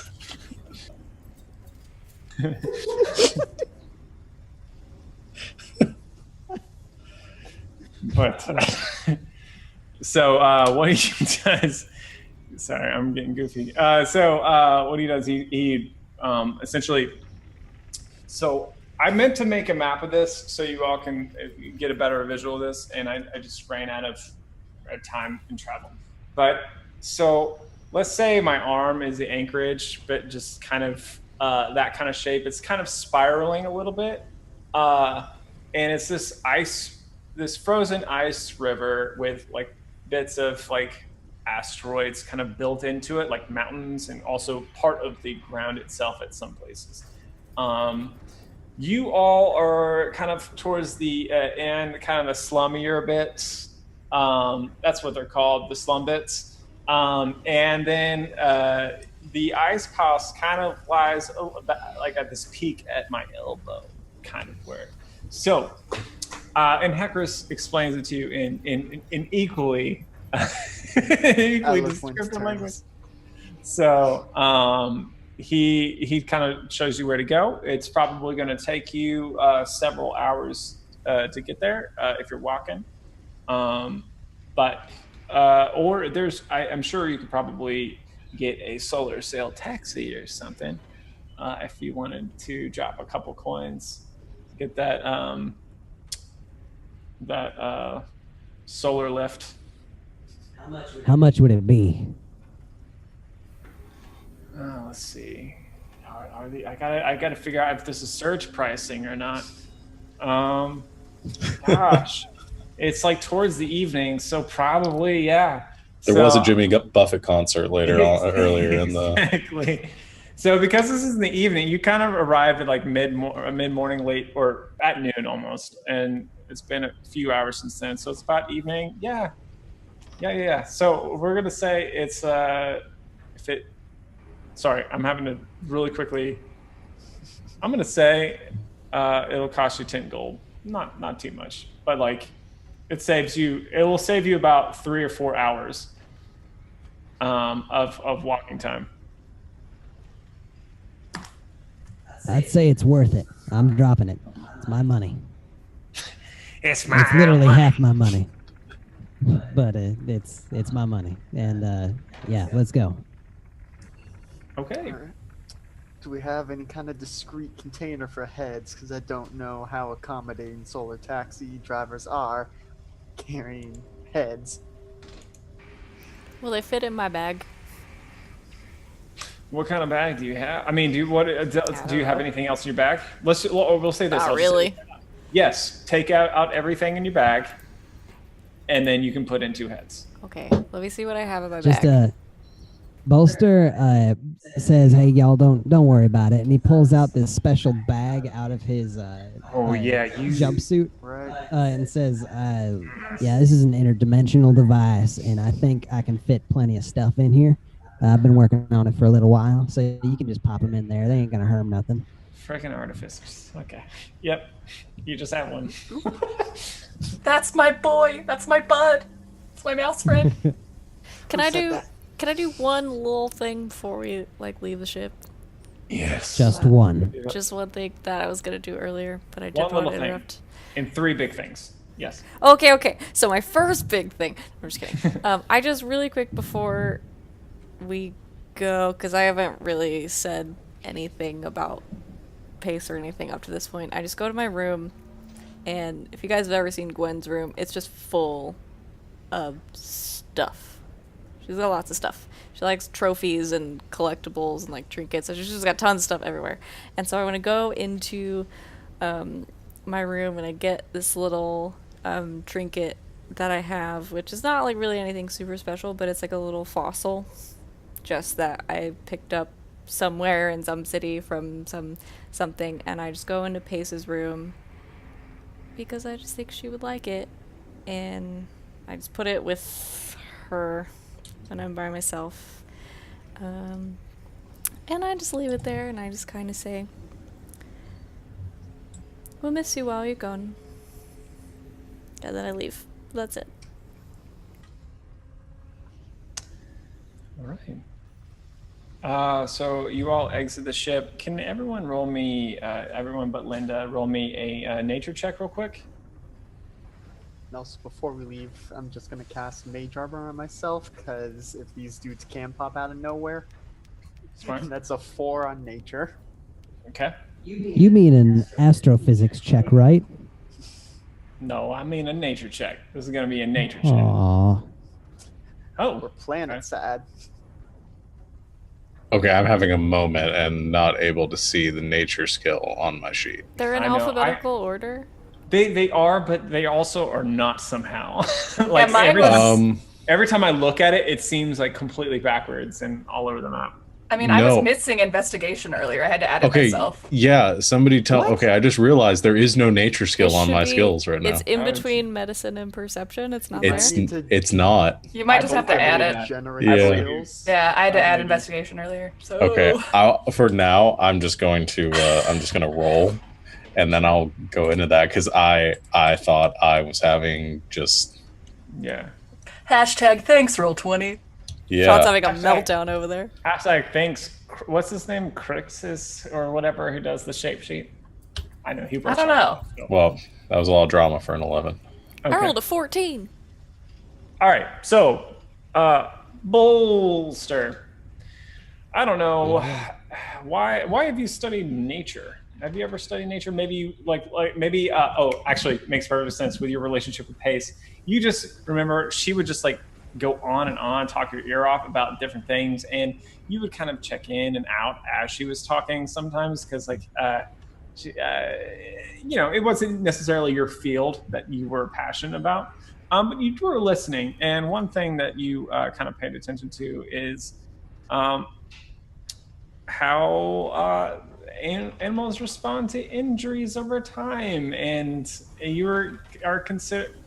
as you pass through the cargo hold and you notice the injured animals, you have a bit of a concern. They're probably okay for right this moment, but you realize that if the ones that are injured are to survive, you need to address it within probably 24 hours or let's say 48 hours. So you're aware of that as you're exiting. Okay, so I'm just gonna notify the rest of the party. Hey y'all, I just realized we've got some critters in the hold that are they're not in very good shape. They're they might die in the next day or so. We could do something about it before we leave. I actually was going to, before we packed up for the day, use some of my remaining magic to take care of them. If you think they need more immediate attention, I can stay here and do what I can. You don't think they need immediate attention. Okay. It's just within like 48 hours because like if that stuff lingers, it's gonna be bad. 48 hours. Okay. If we can take Well, if we can take a day tomorrow, I can use all of the gifts that I have to take care of them, and hopefully they'll be okay. I will help. Let's do that. All right. And then we jump in a space taxi. Okay, what does your driver look like? Describe him for me. Or her, either. I'm guessing she's got like a giant noodly snout on the front of her face, Yep. and only speaks through like whistling noises that we can't understand, but it's all very like mainly just like gesturing communication, like pay up or whatever kind of stuff. And maybe there's like a little like meter on the dashboard that like she slaps with like a noodly arm. With her it kind of makes like proboscis. just like a splatting sound. It's great. It just like it's makes great. that sound with their nose trunk just.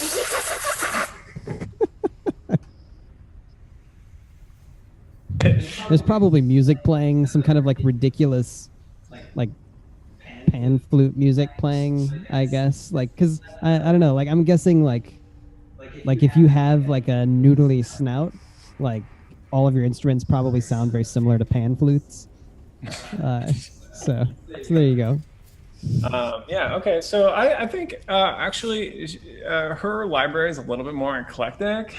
She doesn't listen to just what noodle faces listen to. She's like a little bit more cultured. She's cosmopolitan. So I'll tell you, like, check your privilege and realize that she listens to all sorts of things. And it's but today she's in a nose heart mood. So that's what she's listening to right now. And also I'm going to say that. Gotta make a choice here. I think she sneezes on Vincent because she think you cute. Just kind of surreptitiously prestidigitate myself clean when she. Oh, she's heartbroken. I try to do it when she's paying attention to the road. No, she smells the difference. you got rid of. Well, okay. How gross was it? I mean, it's a little gross. It's not the least gross thing ever. She does like she's like a puppy sneezing on you. Well, and but like if it's like just a sneeze in my direction, or if I'm like covered in mucus, like what are we talking about? It's not the scene in Jurassic Park. It's not that. It's more like a I can't recall a Disney ride that makes sense, but like a misting that happens that matches with whatever video is playing. That's what it was more like. So yeah, you definitely feel damper, but no, you're not soaked. Okay. Yeah, I'll just like wipe my face with my sleeve, but other than that, leave it. You're muted. I'm gonna roll to see if she notices that. This is I'm gonna give her a +2 because of her schnoz. She can smell. So let's set the DC. Let's set it a little bit high because you're being real subtle about it. Should I try and sleight of hand this? Yeah, sleight of hand it. Yes, please. Even though I have +0. We'll do contested. Yep. Okay, you roll. I'll roll first. So 13. Beat a 13. And you can Tides of Chaos, just so you know. Yeah, I'm debating. Yeah. Ooh, do I want the rest of the day to be fun, guys? Are you like saying like the rest of the day to be a mushroom? Like, 'cause might. Yeah. Do it. Let's Tides of Chaos this. All right. I hope. So okay, just roll again. Nope. Oh, still not good enough. All right, man, roll a 1d100 because I want it to happen now while you're all in the solars thing. Oh god. He firewalls us, we die. You guys short rested, right? To get HP back? All right. Yeah. So that's a 30. But let's see. Where's the wild magic table? I got it. All right. So 30. Oh, I scrolled way too fast. And Pace is alive. Okay. It's a miracle. Terrible. All right. So the rest of the ride passes by in silence, a magical silence, as quietly this beschnozzed poor girl was like quietly sobbing at the scene. And that's how the next 20 minutes go. Oh. How did you roll the one thing that was gonna make it more awkward?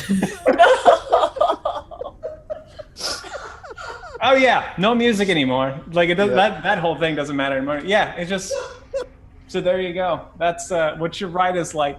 Does anyone react to that, or is everyone just like? I ship it. Yeah. Perfect.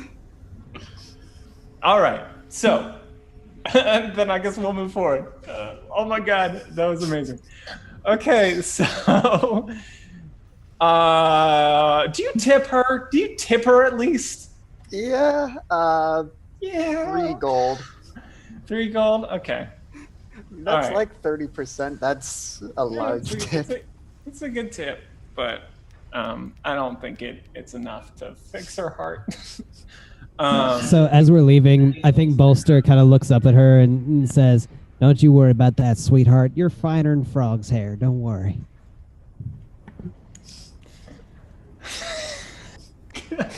Does she understand common? I think not. she understands. No, she understands common. She like every Star Wars thing. For some reason, they all understand basic, but they can't speak it. So yeah, she understands common. Does she understand what a frog is, or what kind of hair it might have or not have? I don't know that she gets your reference, but she heard you say that she's finer. So I'm going to roll for self-esteem. We're just looking for. It's like a death save. We're just looking for a turn. Oh, you made her day. You made her day. Aww. Okay. Yeah. Bolster, you have such a kind heart.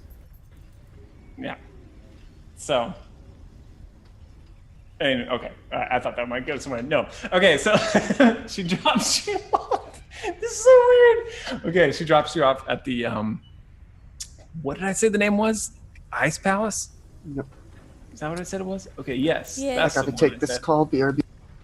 Okay, so you all arrive, and ahead of you, as you're driving throughout these streets of that are very similar to ones that you saw in the slum pit. I think that's what I said it was. And you go through the driver kind of cutting through people. There's not like lanes or anything. She's like driving around people as she's getting you to where you want to go. It begins to open up. Things get somewhat nicer in some respects. But you see just above the edges of the rooftops these ice spires beginning to twist up into the above the skyline, and you as you approach, it looks strange. The spires themselves, there's like the cold blue ice that you are accustomed to seeing the color of it. These are actually these spires kind of glow like a prism with all the different colors of the rainbow. And I don't know that any of you know this. So you don't know why. You don't know why. But there just seem to be kind of like almost rainbow spires almost. The way the distant dwarves kind of reflect off them. And you approach, and there's this large wall made of again of the same sort of like jetsam and flotsam of ship wreckages that have been kind of cobbled together, but it's all been kind of interwoven into this ice that kind of sticks up into like smaller kind of spikes at the top. And at the entrance is a pair of large giants, this time giantesses, who look even meaner and tougher than the one you met earlier today. But your Miss Schnozberry, she drops you off in there, and then she leaves. And you are there, standing before them, if you want to approach or not. I do. Before we approach, I probably would turn to everyone and be like, "Does anyone remember the name of the person that we were supposed to meet here?" Uriel. Uriel. Uriel. Good job. I forgot. It was kind of a rough moment for me, and I could not remember at all.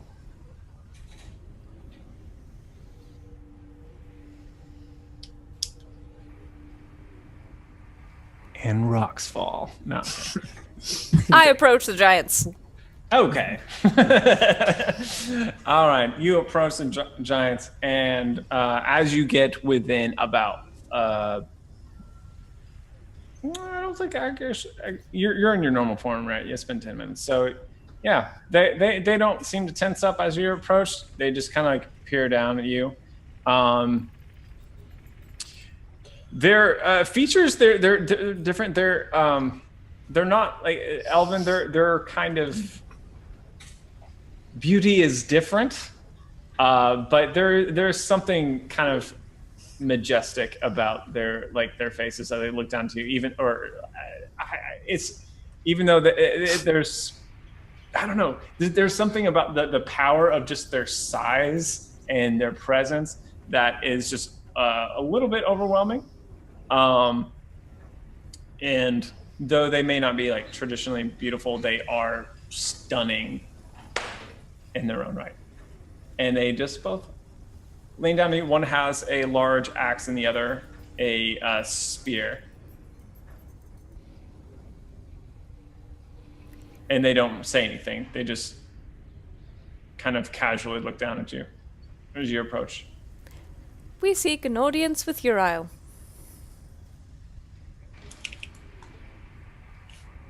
They look at each other. She's not seeing anyone today. We've brought a gift. Bolster. Bolster reaches into his interdimensional portal and pulls out 2 rat agents' heads, which are somewhat large compared to Bolster.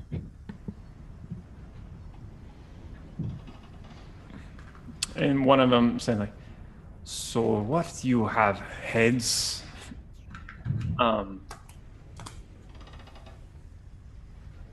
They're Railto Audit...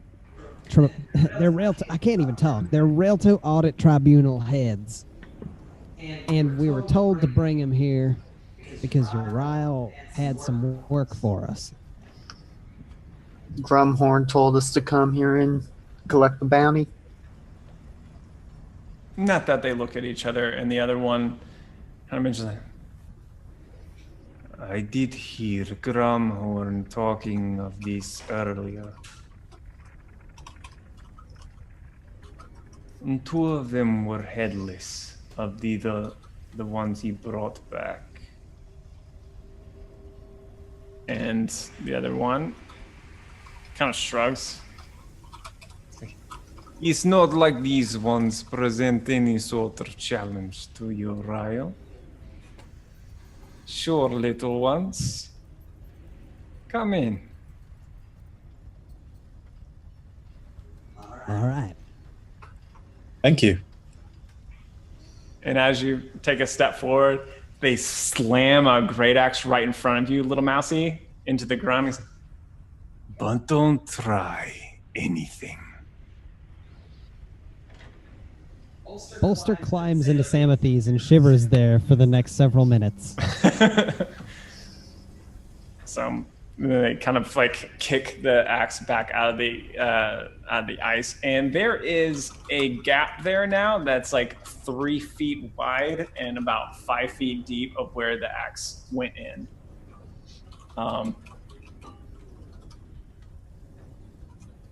Yep. All right, so you all go through, and one of them decides to accompany you and just kind of like walks in front of you and taking very wide steps, and you all kind of like kind of keep up with her, I guess. She leads you to these gates and opens them up, and it's up into a large room that, even though the kind of the grounds of the palace are quite in a lot of ways like desolate, and there's no one really hanging out there in the outside, the inside's a very different story. There's a bit of a masquerade going on. There's people all over of all different races and the species. There's this large open area. There's within this kind of rainbow colored ice that domes in this massive cavern.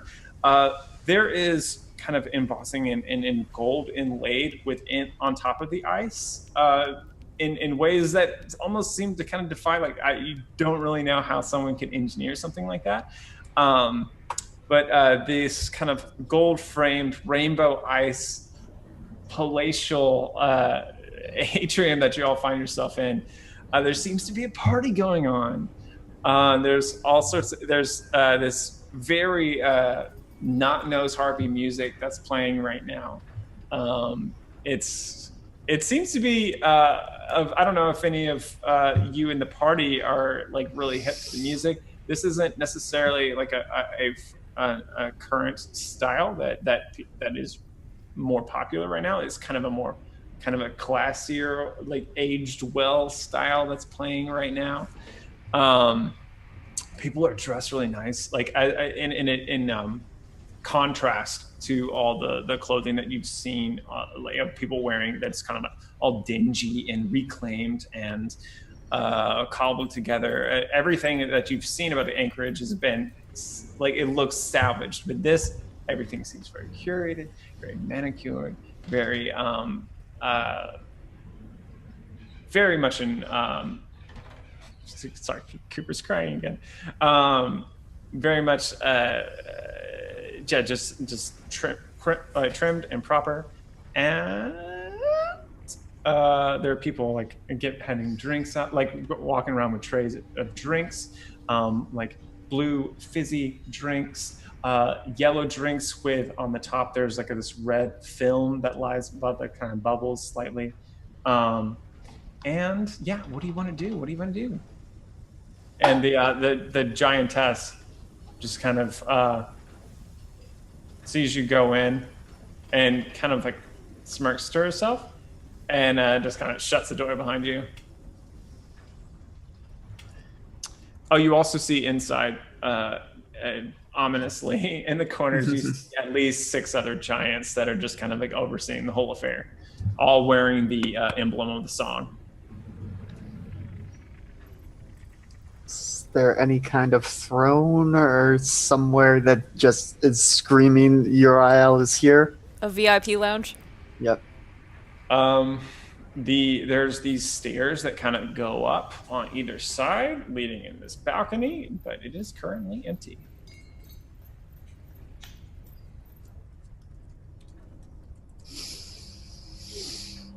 So is there like a band playing or like an orchestra or? Yes, there's an orchestra playing. It's a small. I would say a sextet. Okay. That's playing, and they are kind of over to the side in a particular area, this alcove that's been carved in such a way that how they play, the sound carries over and disperses pretty evenly throughout the entire. It's not an amphitheater, but the entire cavern. I might start wandering just a little bit away from the group, kind of like distracted by what's going on, not really thinking at this point, though consciously trying to stand a little far away from anything made of ice. All right, Gwen, what are you doing? I'm just kind of keeping an eye out generally around the room for anything suspicious. So the first thing I'll do when we walk in is I'll lean down a little bolster and say, "Bolster, I don't trust this. Stay close." I will. All right, Bolster, are you doing that? Or anything else on top of that? I'm staying close. Is there anyone that's relatively close by us? Yeah. Yeah, so Bolster is he's sitting on top of Samathes right now. That's just kind of hovering in the air. He has, at the point where he saw this party was going on, he's put the heads back into the interdimensional hole because it just doesn't seem right. And he at this point looks to the nearest person to him, and depending on the way they look, he might talk to them. Who is the closest person to him? Like, that is not in the party, but who is at the party? Does this make any sense? I'm sorry. I'm following. I'm picking up what you're putting down. Yeah, there are several people who are kind of all enjoying themselves near you. There's a waiter handing out drinks near you. There's lots of people.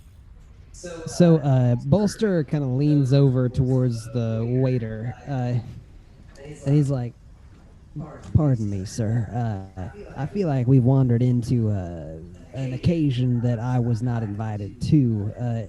What's going on here?" Oh, the waiter is a lady. Oh! I'm sorry. No one told me. I don't like to say. I don't like to distinguish waiter and waitress. I don't like it. So my bad. So, I'm just kidding. But yeah, it's a lady waiter. Bolster ruined it. Pardon me, you've walked into a bit of an event here. Can I get you anything? What's happening? I am so confused. Okay, so Bolster, yeah. Okay, continue. Well, I asked you a question. Can I get you anything? Don't mind him. We're here looking for Uriel, and if you're serving drinks, I will take one and whatever hors d'oeuvres. Of course, yes. Yep. So, but yes, we are here. We are not here for the party. We are here to meet with Uriel. We clearly seem to be a different manner of clientele than most of the others here. We are sticking out like sore by thumbs. your state of dress. It is a bit Indeed. inappropriate. Yes. So the sooner we can meet with Uriel, the sooner we can get out of here and stop being such eyesores. Well, I suppose I can certainly help with that. Follow me. Well, thank you very much. At about this Also- time, oh, go ahead. No, it's fine. Go ahead. I was gonna say, at about this time, Rosh has probably wandered like just about like towards the middle of like the room area that they're in, and just sort of still like wandering around a maze. Turns around and says, "This is wonderful. Everything here is made of ice. How do they do that?" Just like really loud, kind of like looking around. I go get him. And a bit like two north magnets, there's just a little bit of a.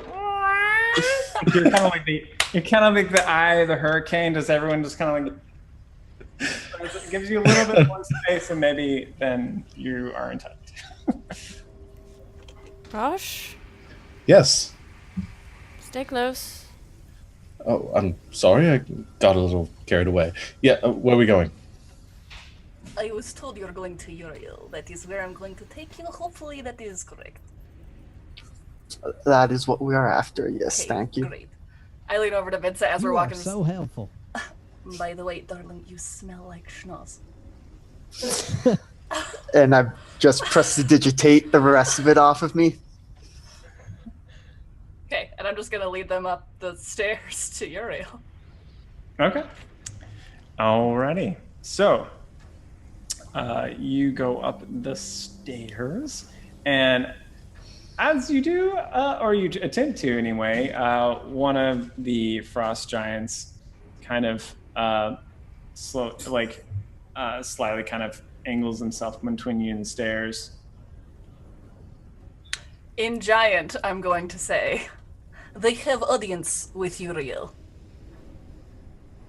And in giant, they will respond. Say what? Yeah, in giant, basically, have you ever done this before with the giants? Like, Have I? In working here, I'm assuming I talk to the guards sometimes. you tell me. Yeah, tell you? Okay, yeah, I'd say, like, since I've been working here, sometimes I do, sometimes. Okay. Like, occasionally, it's probably a very rare thing.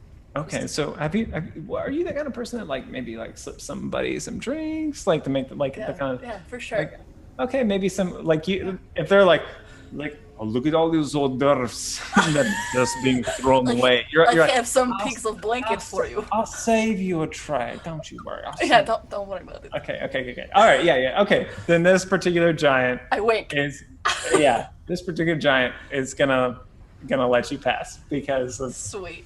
all the sweet hors d'oeuvres that you've saved for him. Sweet hors d'oeuvres.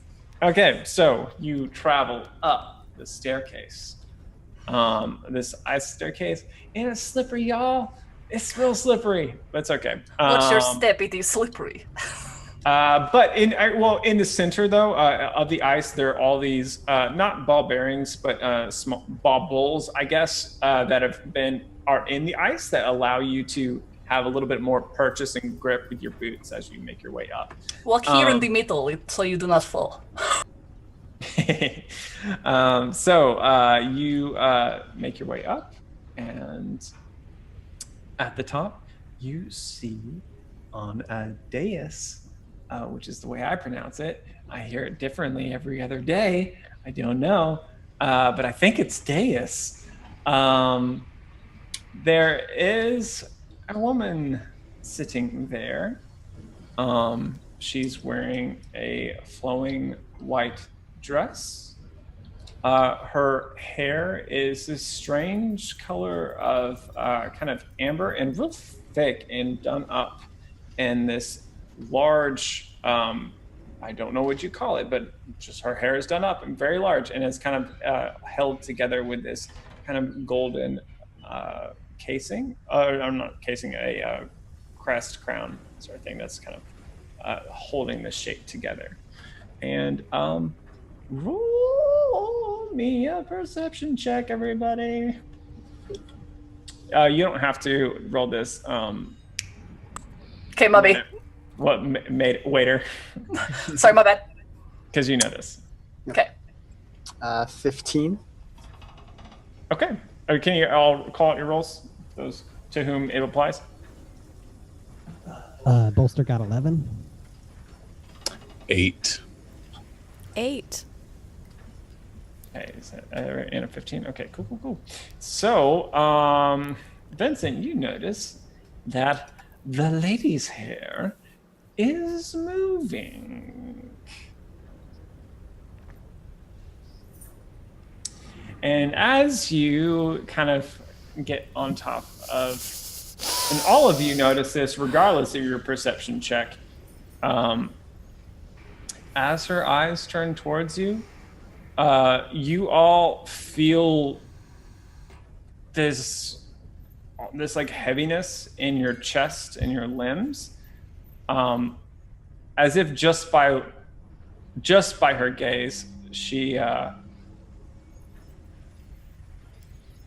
like there's like a heaviness that comes over you, and it's like everything's sluggish. You feel slower just looking at her as she gives you her full attention. Okay.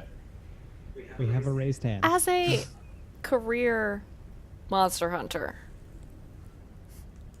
Yes. do I have any idea what that's about?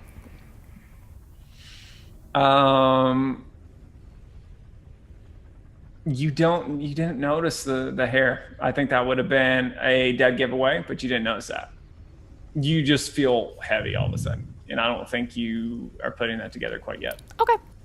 But but because I feel like it's going to be really obvious very soon, let's roll for it. I'm trying to think if this is nature or arcana. I'm going to guess arcana, actually. So let's set this at, because it's pretty obscure, we'll do 15. Oh, man. 21. Yeah, you read about this or Oh, heard man. about it. Tell me about how you knew about this. Was it someone who told you about this kind of thing, or did you hear a story? Did you read something about it? I think it's a story from an elder or an order member ahead of me who's probably been doing this for a lot longer than me. That that maybe was told to me when I was a bit younger, a bit newer to this whole thing. Maybe even as kind of like a cautionary tale or as like a scary story. But something that actually happened, but maybe is used to say, you know, Brush be your careful. teeth. Yeah, well, be careful because not all monsters look like monsters upon first glance. Oh, yeah. All right. So what is she, Ryan? What is it? Yeah, I mean that's pretty much what she is. Okay, good.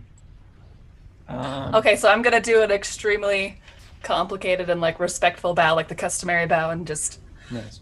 very respectfully. Most blessed Uriel, these guests have requested audience with you.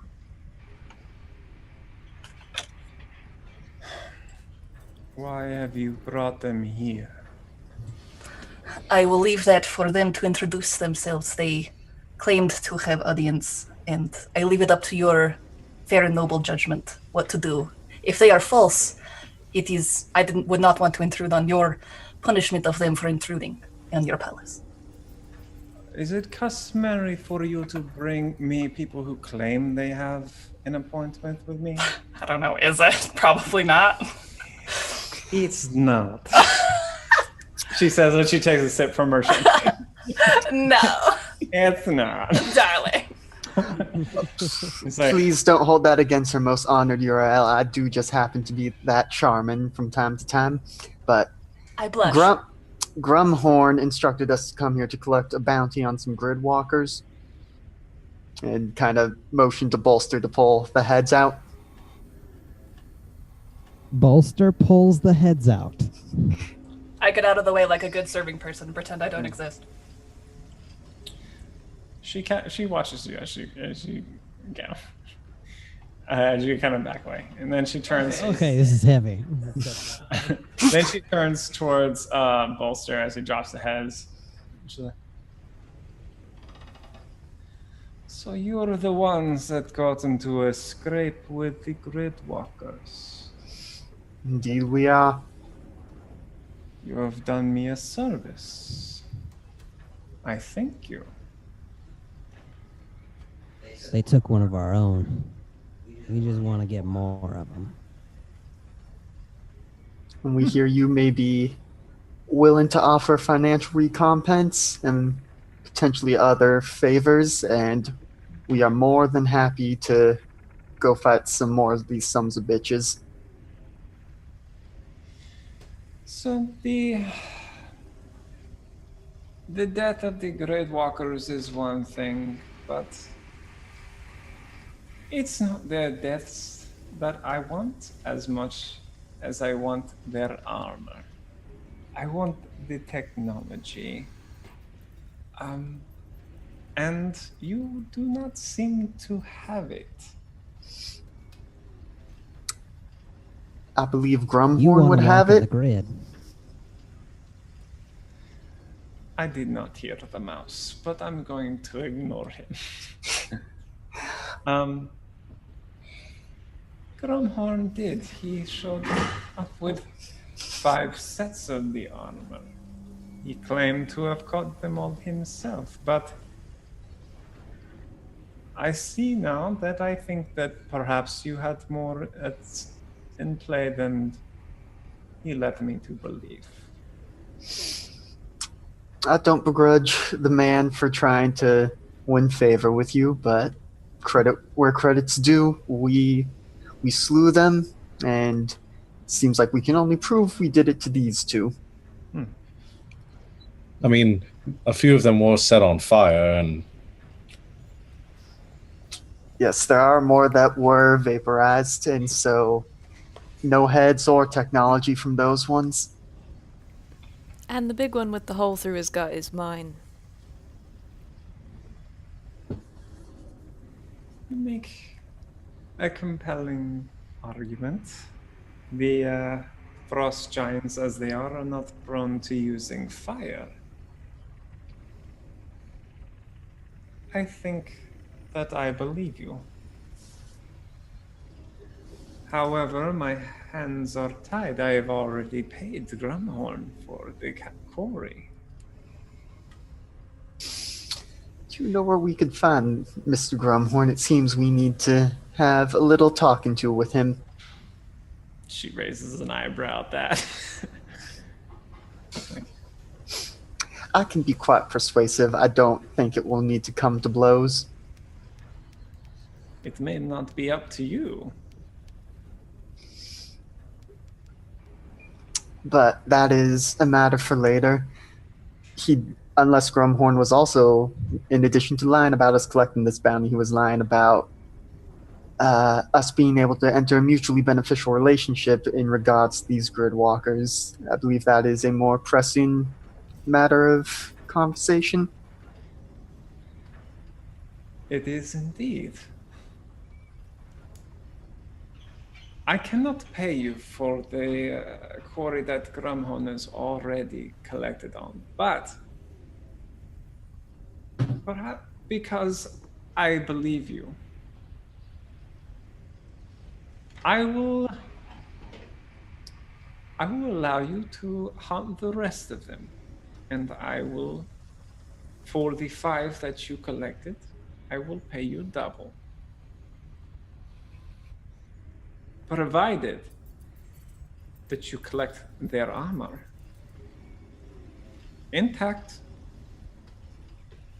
and bring it to me. Those who wear the armor, they can come in however many pieces you want.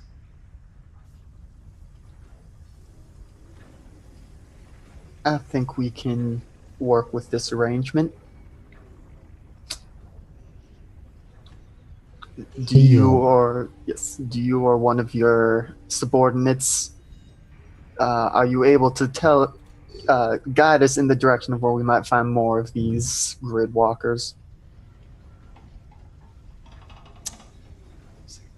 I don't know myself, otherwise I would have dealt with them already. I am not without my own resources. But hey, my dog is snoring so loud. Oh, you cute little. All right. She has a dog. She has a slug thing, a furry slug. Oh, it's like a basilisk? Yeah, it's like. It's kind of like a little yeah. Anyway, it's snoring around her. Then she turns to the waiter. She's like, Oh.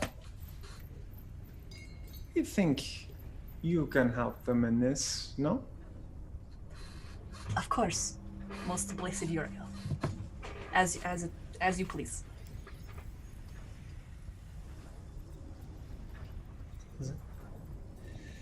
Then it is decided.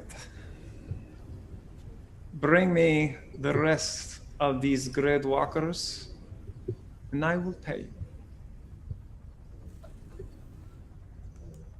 Now, please, I would like to be alone with my thoughts. But of course, when next you see us, we will be bringing you many gifts. She gives a slight nod. Love the hair, by the way.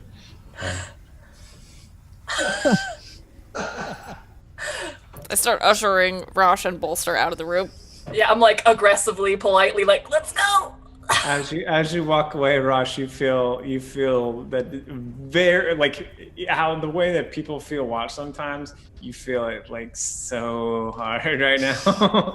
It's real bad. I meant it. I know you did. Maybe she's intrigued by me. Whoa. Okay. What I'm going to do is I'm going to bring you all to the party area. I'm going to run the restroom really fast. You all can dialogue for a little bit, and then let me know what you talk about. if I need to know. All right, I'll be right back. While So the we go upstairs and we DM's kill her. away. So that went great. I'm just gonna cast more spells, hope for wild magic surges, and just fireball the whole party. Then we loot everyone, Just get melt enough the gold to repair entire the ship. palace. Yep. Just destroy my workplace. It's fine. This is the plan. Well, We clearly melt you're the coming to live palace. with us now, right? That's how this works. Am I a stray puppy? No. So do you do anything besides wait tables? What kind of question is this? Is this not a good enough profession for you? Pardon. No, but you said you might be able to help us, and I didn't see. I think she wants me just out of her palace. Pardon, my friends. Are you not I thought you were good gonna at say your job? Shh. Pardon, my friends. I will endeavor. What is your name? What is my name? It's on the overlay. Well.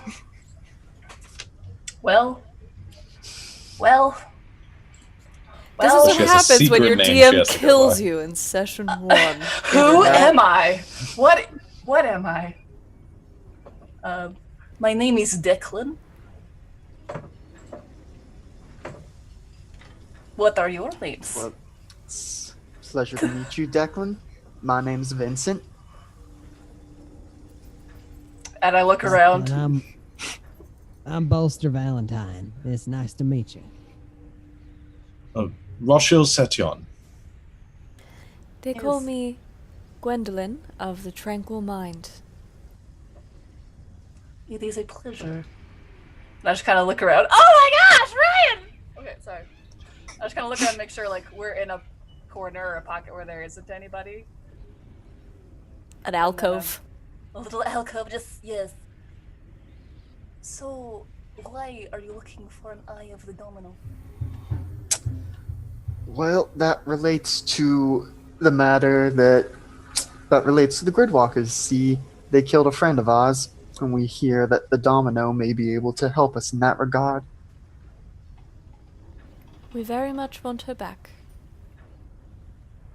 Well, that is very noble of you, despite what your state of dress would say. So how about This is my favorite robe. Gosh, you we look very leave nice. this palace and talk more elsewhere? Sounds agreeable to me. Good To me plan. as well. Gonna leave. Yep. Actually, So I'm we gonna go did. pick up And my we leave. backpack from the employee lounge. Your locker. For longer. I will be right back. Hold on. I need to get my things. So we did introductions, and she asked why we're looking for an Eye of the Domino. Okay. And as you go back to the back room where you see Sandra, and she's eating your crackers that Gosh, you brought. dang it, Sandra! I had a note on it. My name was on it. And she screams. Okay, I get my stuff, and then we leave the palace. Okay. All right. So.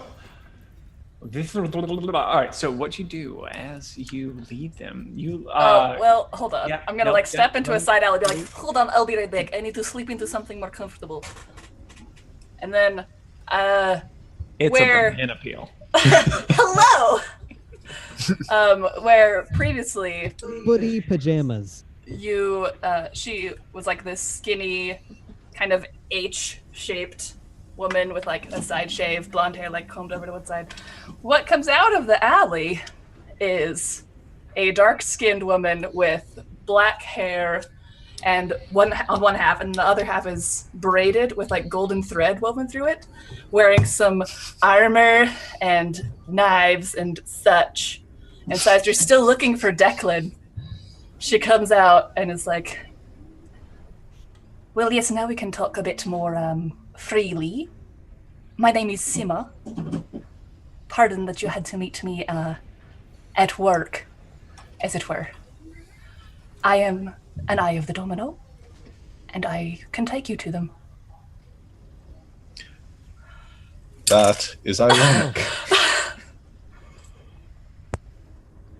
That is So there quite isn't fortuitous. there isn't someone named Declan back in that alleyway somewhere that.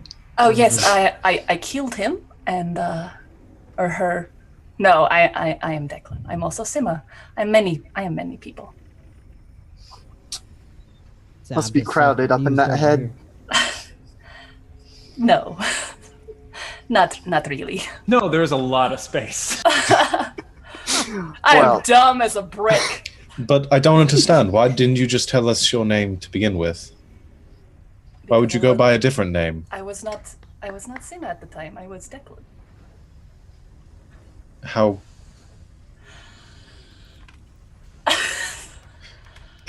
Well, I'm remembering now Rashal's life and his values, but Sima doesn't know this. Because, as an Eye of the Domino, I lead many different lives to get many different pieces of information.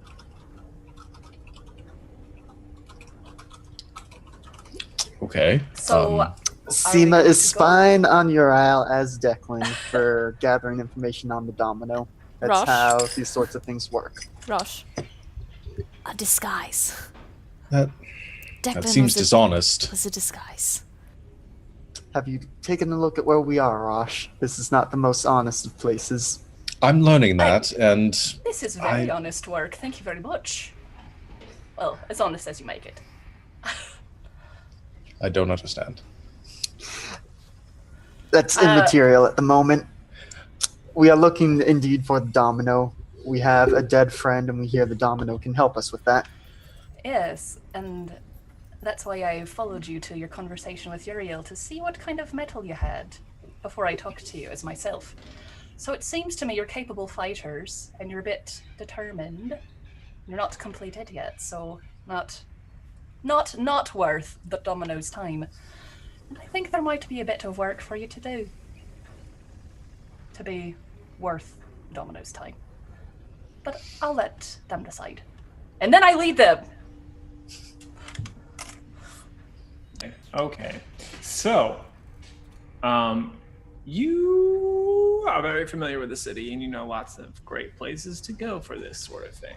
So you lead them past a lot of the kind of bustling, nicer restaurants, which is weird that this. It might be kind of weird that this is like a pirate nation, but there are some fancy restaurants here. They're real fancy. This kind of leads you past all of those and some other types of, like at this place, the buildings here are much higher than just the two-story buildings that you were accustomed to back in the slum pits. But like up here, there's several. Some that are like dozens of stories tall. She leads you what seems like to be maybe a mile or two of walking. So maybe I don't know. I forgot how long that takes in real life. Maybe 45 minutes ish. That's a very slow walk. It's maybe I mean, 20. Are you sauntering? Maybe 20. Maybe there are lots of crowds. I don't know. Yeah. Maybe lots of crowds. Oh yeah, I guess maybe I'm thinking of just like having to wait for a traffic light or something like that. Maybe that's what I'm thinking of. Also, I'm probably taking them a circuitous route. Yeah, let's say yeah. So, if anyone cared to roll to figure out if she is like kind of winding you around in a way that seems that you can, but I don't think that's necessary. She takes you through, and finally you arrive at an alley. And at the end of the alley is a small nondescript door that Sima, is that pronounced correctly? Sima opens and beckons you all in.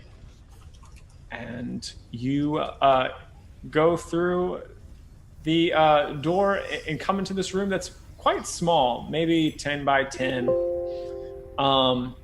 Doesn't seem to be anything on the walls. There's no furniture. There's no nothing on the ceilings. It's just an empty room. Seems to be quite dirty and unlooked after. But Sima, she reaches into her bag. Okay. Reaches in her bag and produces a very strange looking chalk. And she begins to draw on the wall this stone. This actually is not stone. It's this.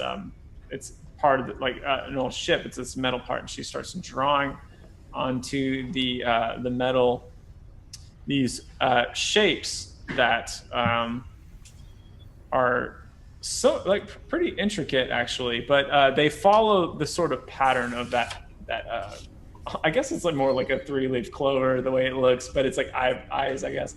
But she draws it, and there's like a flourish that she has to it. And after a few moments, she finishes and puts her chalk back into her bag, and maybe clasps her hands, and she's like, "Just wait a moment." Please wait for the next available door. Loading. Floating. And after what feels like an eternity, does anyone do anything in kind of an awkward stretch of time after she does this thing and nothing happens? Anything we should know? How should we address? Is it your domino-ness?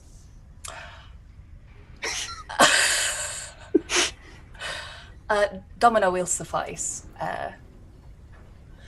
Just be respectful. Don't be stupid.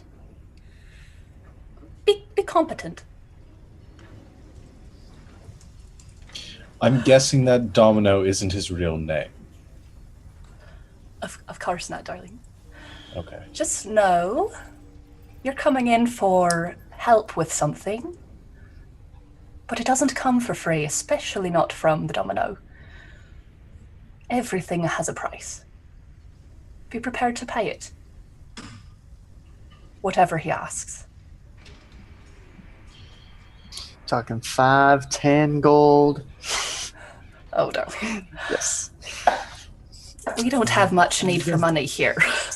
We're going to owe a lot of people favors by the time we leave this place, I think. Oh, thank goodness. How much I have mean, you we're done? so poor. I mean, we don't have a pot to piss in or a window to throw it out of. We're in bad shape money-wise, but I guess we can give favors. And as you say that, a dark mist begins to belch out of the symbol that she draws on the wall, and it pours down onto the floor and pulls up over the ceiling and begins to spread along each wall and ceiling and floor and covers everything, covering the door. You hear this loud click that begins as it goes over the door, and then as the mist passes over it, you hear nothing. And suddenly, like there's something that you weren't aware of, like so how echoey the sound was in the room a few moments ago, and now suddenly it's the air is dead, and there's no reverberation at all, and you feel very cut off in a very strange way. But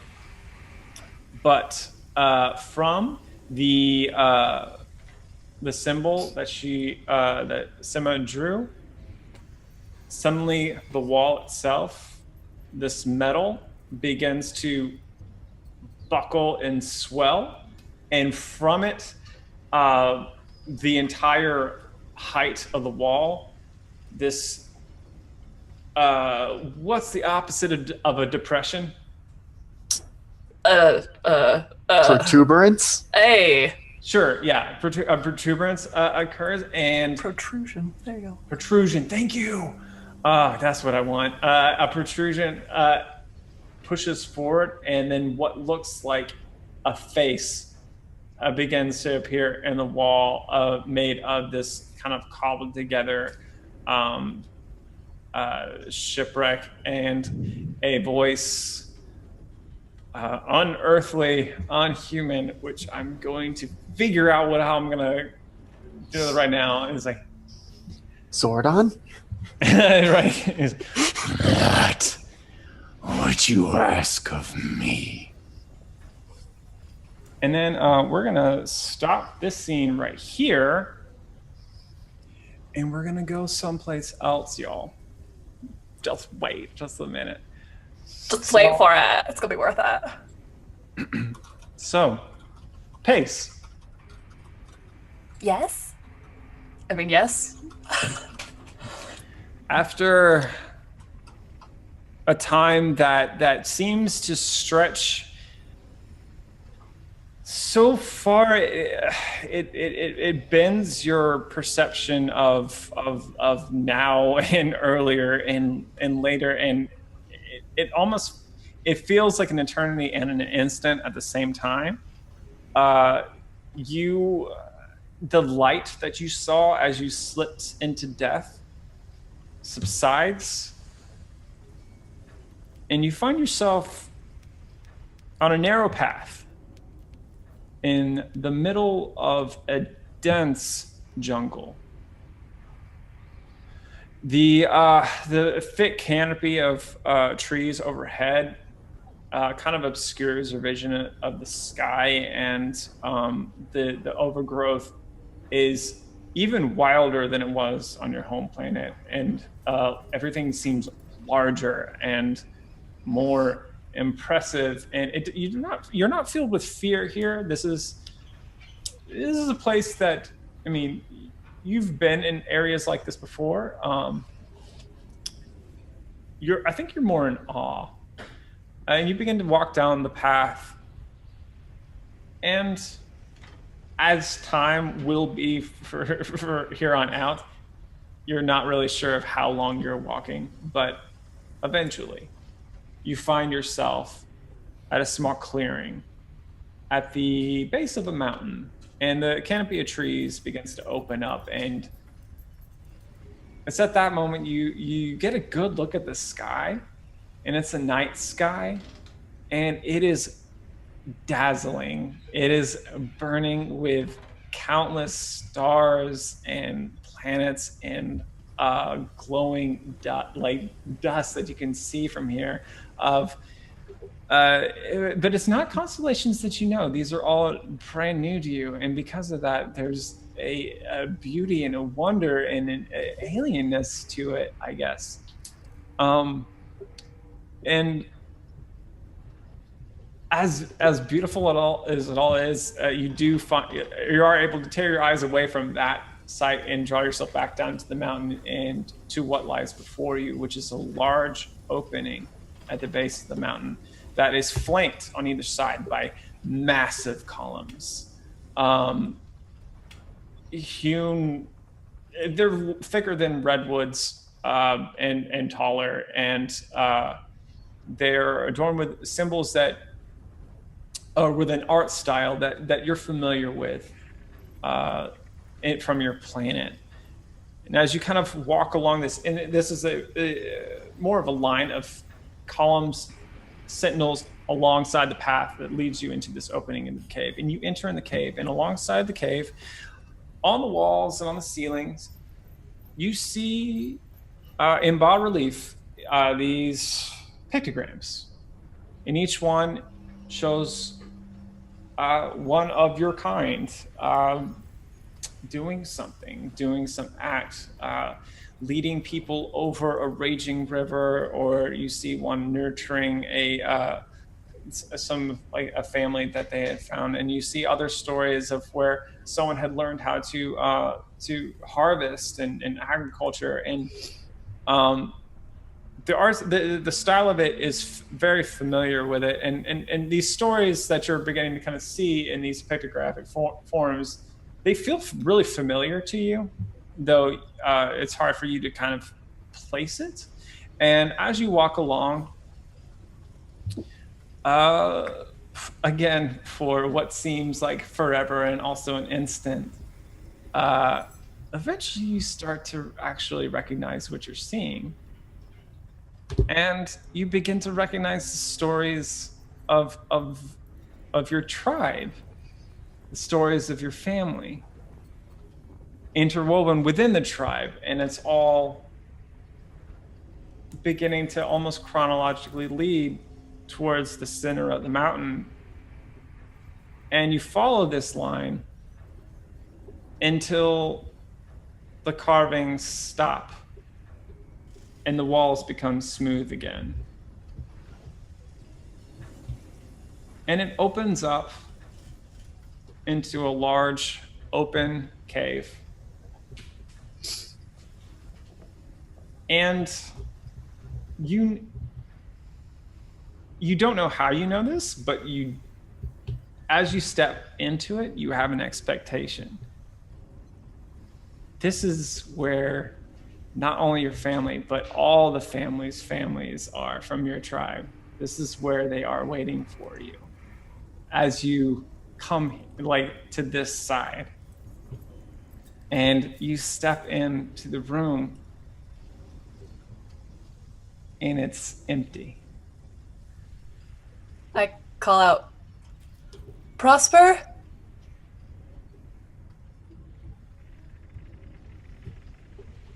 Mama?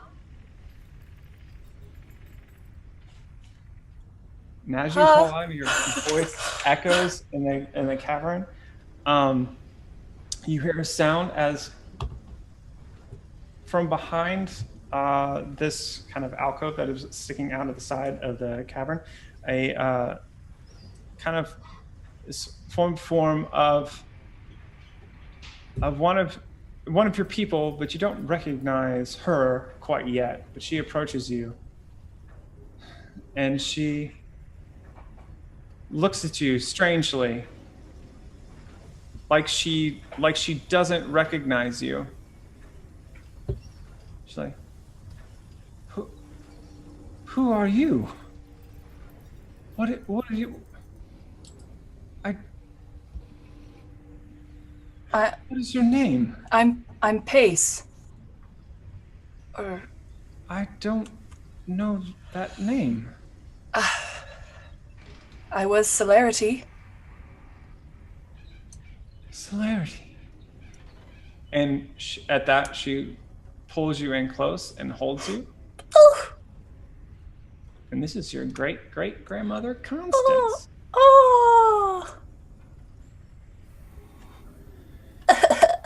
And she holds you and says, like, well, it's good to see you. Where is everyone? What? Why am I alone? Someone came through here. Someone that was meant to come through here, but they called themselves Rampant? And they began to... I don't know where everyone's going. That can't be. He can't still be rampant. Do you know where he went? Were you here? She just looks at you, doesn't know what to say, and we'll call the session there. No! Yep. We'll call the session there. Okay. GG, everyone. GG. We did it. Good job. That was awesome. Good job, team. Man. So let me divvy out some XP real quick. Should we whisper our play of the game votes to you now? Yes, please. And I think what I'm going to do, if we have absent players, I'm just going to add the absent vote to whoever gets the most. And so, like, yeah. So you all earn. Wait, how many? Oh gosh, that's a lot. Wait, no, I changed the wrong thing. That's why. Can I vote tomorrow after I watch the beginning, so I'm not just judging from like half? All right. You all managed to make your way through a very difficult encounter. So you all... Wait, what? That can't be right. Oh, that is right. Okay, yeah. You all earn 900 X. Actually, no. You also met Uriel too. So I'm gonna say you all get 975 XP. Does that mean we're level 3 now? Wait, 4? We already... Yeah, no, not quite. I don't know how to math, you guys. Probably Help. not level 4. 3 plus 975. It's 2225. So close. That's really close. So But probably we don't all have the same amount of XP because whoever got the play the game but last week. I think there's Right, only yeah. like maybe like at most there's like 100 XP split between you all, so it's not significant yet. How much you say it was 975? Mhm.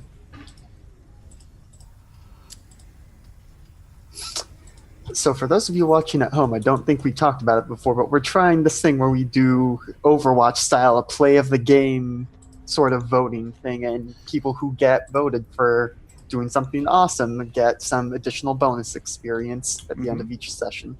Okay, so hold up. We just got 975? Yep. Okay. I can do math, you guys. And if any of you are watching right now live in Twitch, you can even vote in the chat. Yes, you can.